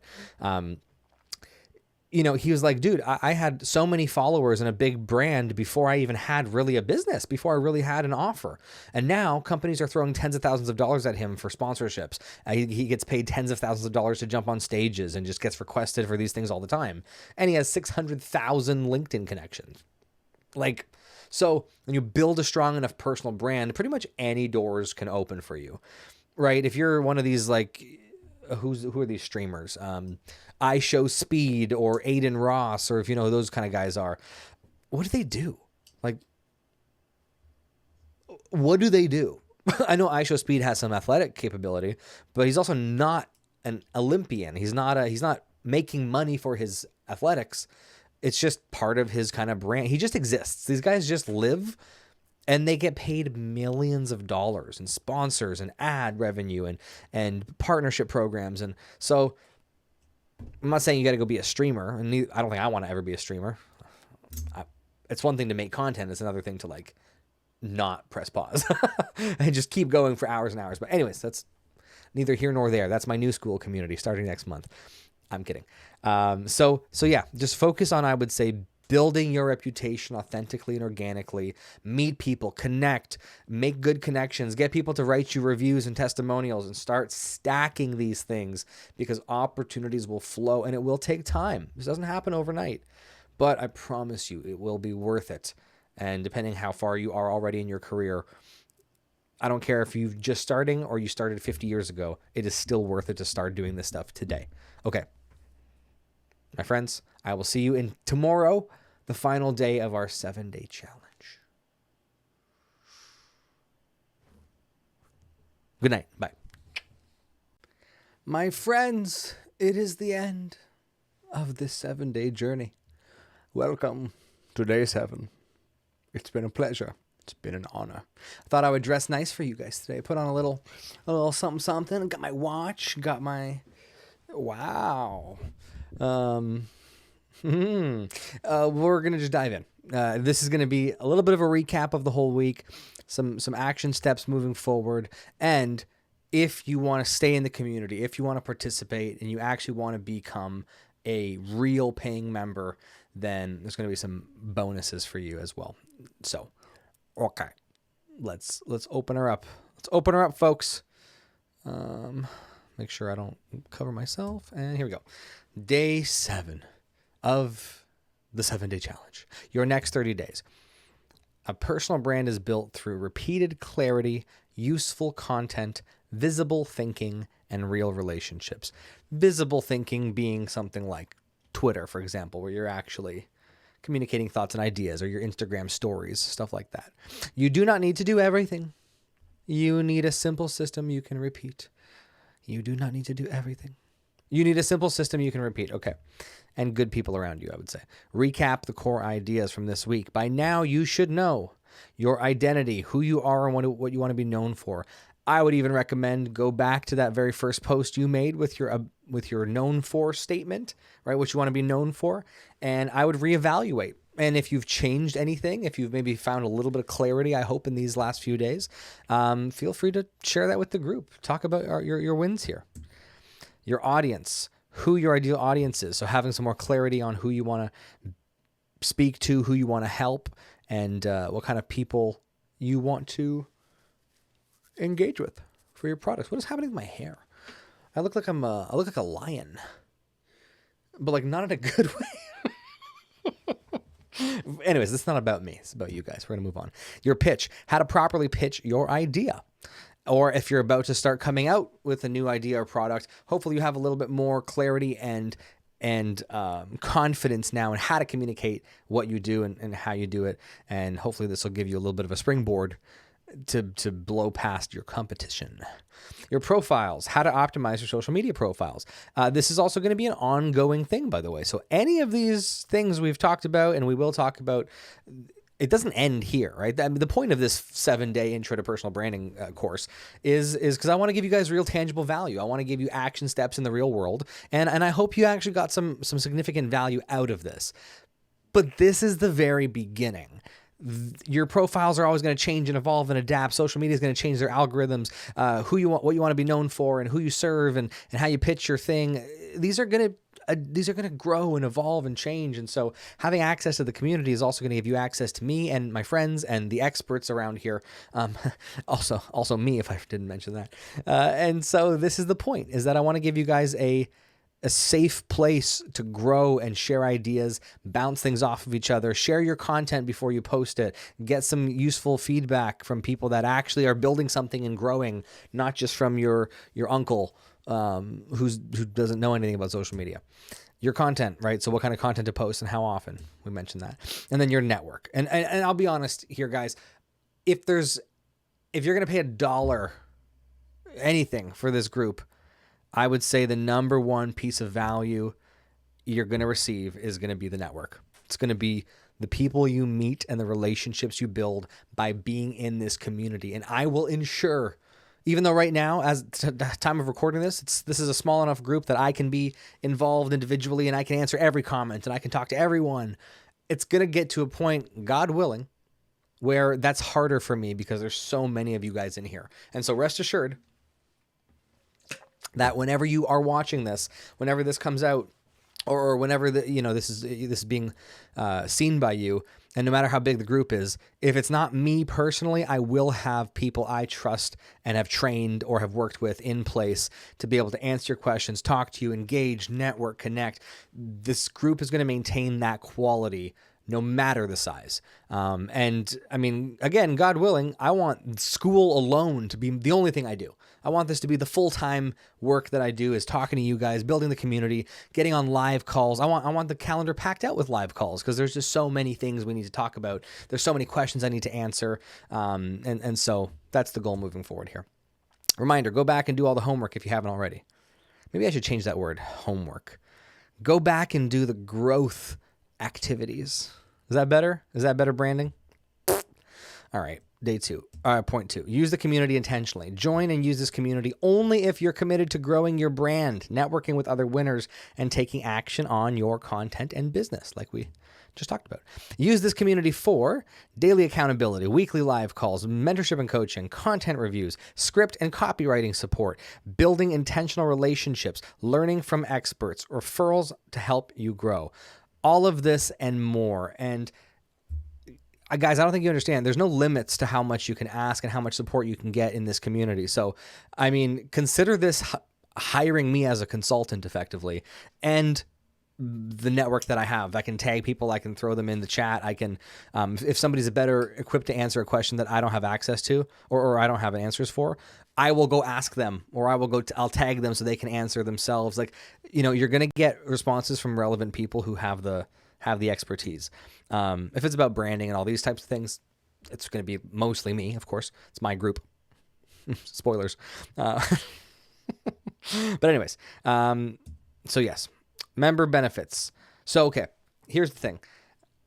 If you sign up for the standard, whatever price it currently is, you will not get my one-on-one time, face-to-face, on camera, on Zoom. Now, I will answer all your questions in the community. It is me. Nobody else has access to my account.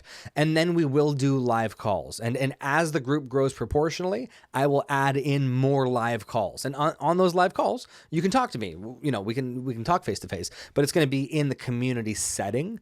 Now, if you want one-on-one time with me, if you want more access, like if you want to start DMing me and you want to be able to have more access to me on a daily basis and do a monthly live call, just the two of us, then that's going to be my premium tier. Okay. So you don't have to jump on that right away if you don't think that would be appropriate for where you're at.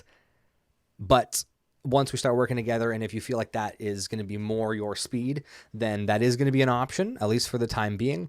Now, what everybody gets, regardless which tier you register for, you are going to get an intro session with Melissa Nicole, my absolutely wonderful friend, now colleague, and she's going to essentially host a session to help you guys, help you in terms of your personal obstacles, emotional barriers, the things that are holding you back to start building your business, start building your brand. She can explain what she does better than I can. And actually, the next, like, there's the lesson and there's the bonus section. In the bonus section is going to be some information, maybe even a video from Melissa explaining more about what that session looks like. So I'll let her talk about it because it's her stuff. She's the expert. But I just think she's such a good representation of what I want this community to be. I love her character. I love her energy. And I've been absolutely blessed by her. So for her to be willing to do these intro calls for my new members, I'm just blessed. I'm just blessed with the best people. And so you'll be blessed is what I'm saying. Now, this session is not to be it's not going to be a sales pitch. It really is to give you actual action steps to help grow and move forward, moving on, and get you just on the right foot as you join the community and as you pursue this journey. Now, of course, if you want to work with Melissa, I mean, yeah, I'm going to obviously tell you to give her money and work with her. Of course, she's my friend and I want her to be successful in business. But just so you know, this is not an upsell pitch. It is legitimately a complimentary call that, at least at the time of recording this, we're going to be offering. Can we do this forever when we have 5,000 members? Wow. I don't know. 30-day outcomes. Okay. In the next 30 days, the goal is to gain wisdom and confidence, go through more of my content in the school community. There's tons of content in here. Where's my school? Classroom. So look at this. There's Mindset 101, Communication 101, Networking, Sales, Social Media, Real Opportunities. That's just my podcast archive. Building Your Offer, Leadership, Bonus, Faith in Business. if you are a person of faith. And so even, with mindset, right? I've recorded modules. So I've done intro, mod 1, 2, 3, and then there's interviews with my friends who are experts. And so my friend Laura talking about, am I ready? My friend Nadia, that's not Nadia, that's Rich, talking about emotional intelligence. Rachel, rewiring your subconscious. Laurel, triggered. She's what's the word? I always forget. Clinical trauma therapist, something like that. She's the best. I mean, they're all the best. And then there's Nadia, neuroscience and rewiring, right? So some really amazing lessons / interviews with experts. That's the series that I call Interview with the Experts. Same thing with communication. I actually have a new one I have to upload still. So I have 4 modules that I've recorded, and then I have a little video from Simon Sinek in here, my interview with my friend Charlie, Kara, and then I have another one I've yet to add. So my point is, there's a lot of content, and there will continue to be a lot of content coming. Ugh, my lips are dry. Okay. Make real friends. Make at least one good friend from the community, starting with Stephen and Melissa. If you don't know who Stephen is, which if you actually have been doing homework up until now, you probably do know who Stephen is. But this gentleman here, Stephen Cruz. So Stephen is the man. He is thebomb.com. Can I actually... Hold on. He essentially is just like... He's been one of my number one guys, just as a friend, as a cheerleader, as even a help. A help in terms of... Dude, how do I click on his thing? There we go. There's Stephen. This guy right here. He's just the best. Him and Melissa are... A+ prime rib, So I would recommend 100% going into Steven's group here, Soul Sight Systems. I believe it's free. Am I in here? Oh, yeah. That's why I'm like, why can't I join? I'm already in here. So I would recommend joining his group. He has it free for now. He's doing a lot of cool stuff with podcasting and tech and just an overall phenomenal dude. And then... where'd she go? And then Melissa. Oh, look at that. Just posted a thing for her. That's, so this is Melissa that you're going to have the intro call with. And funny enough, she looks exactly like this. This is her right here. And so she wrote me a nice little testimonial thing. I just made the graphic for it because it looks cool. But she is just the best. The best. There she is. There's Melissa. So Melissa and Steven, I would say start with them. If you want to talk to anybody, in fact, they'll probably talk to you just by commenting on your stuff.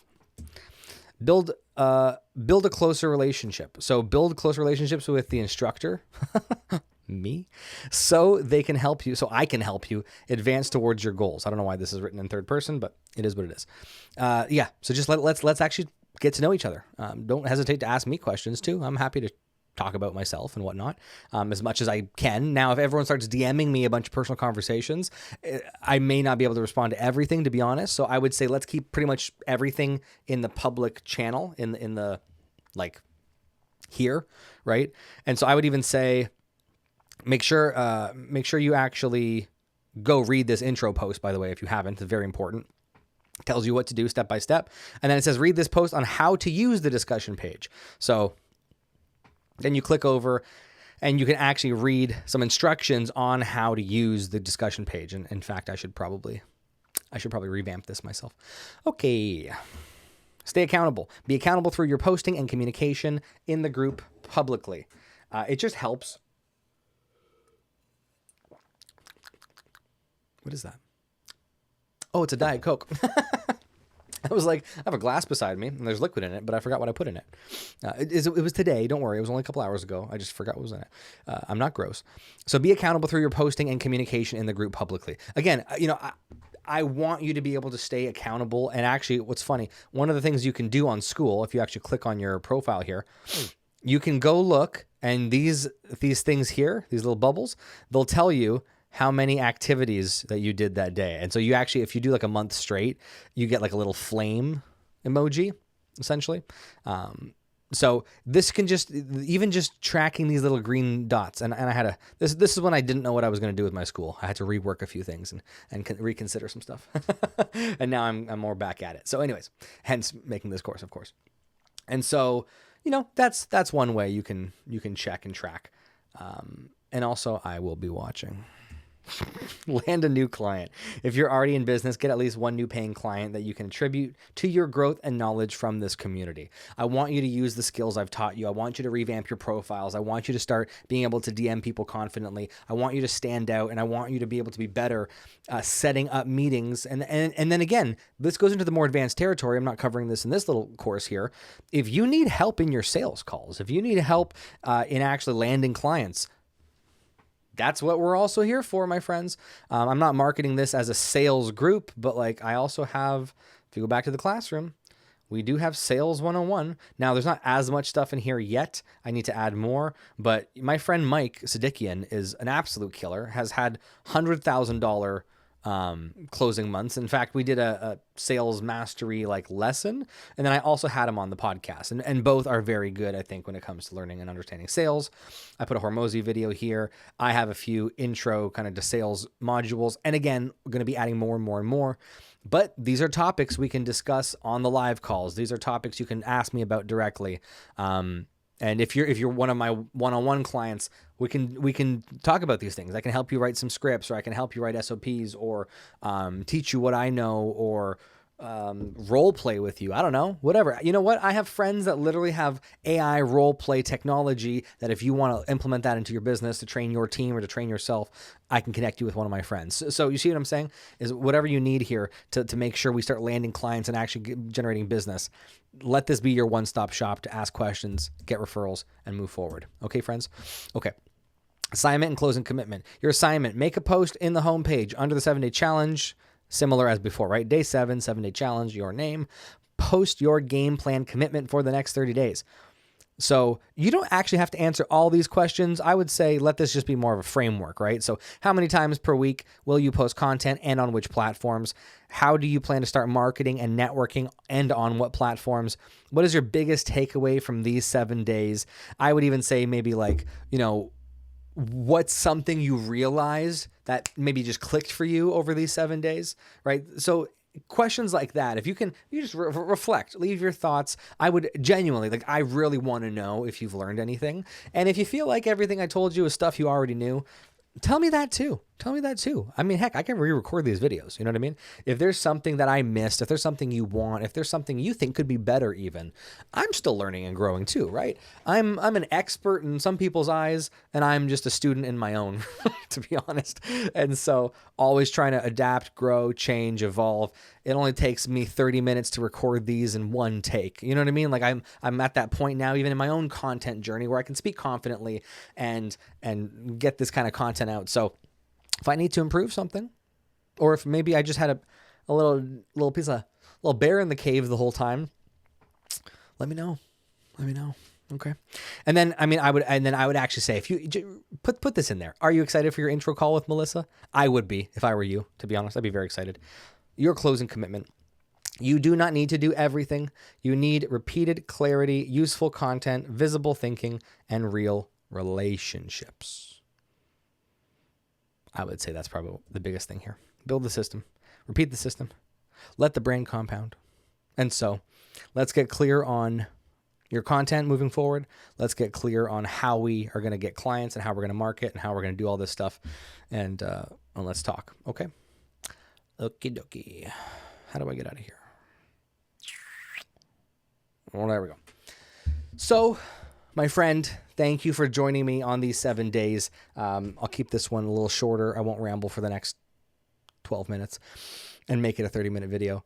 I hope you got a lot out of this, truly. I am really excited to actually work with you and start building a relationship in the community, in the group. I want to make this my full-time thing. And that's only going to happen when there's enough value, there's enough eyeballs, there's enough people. And then, heck, I can help you start building a school community. But I'm very much of the mindset that, if you haven't done the thing, don't teach the thing. You know what I mean? Hence why I bring in experts to teach things that I just don't know yet. Or I might be good at sales, but Mike, I think, is better at sales. And so that's why I bring in experts. That's why I interview people who are further ahead than me in all these different areas so that we can all learn and grow together. And, I want to be your friend on this journey. I don't want to be your boss, but I also don't want to be... I was going to make a joke. I'm your friend on this journey. So come along with me. Let's learn and grow together. Let me teach you the things that I know for the things that I'm further ahead than you, if you know what I'm saying. But yes, as soon as I see that payment go through, as soon as it shows that you become a real paying member, I'm going to send you a DM so you can schedule that time with Melissa. I'll say hi and say congratulations, and then we'll be off to the races from there. So, my friends, thank you. Again, I hope you got a lot from this, and I will see you in the community, whichever way it is. Is it going to work? Yes. Okay, bye, guys.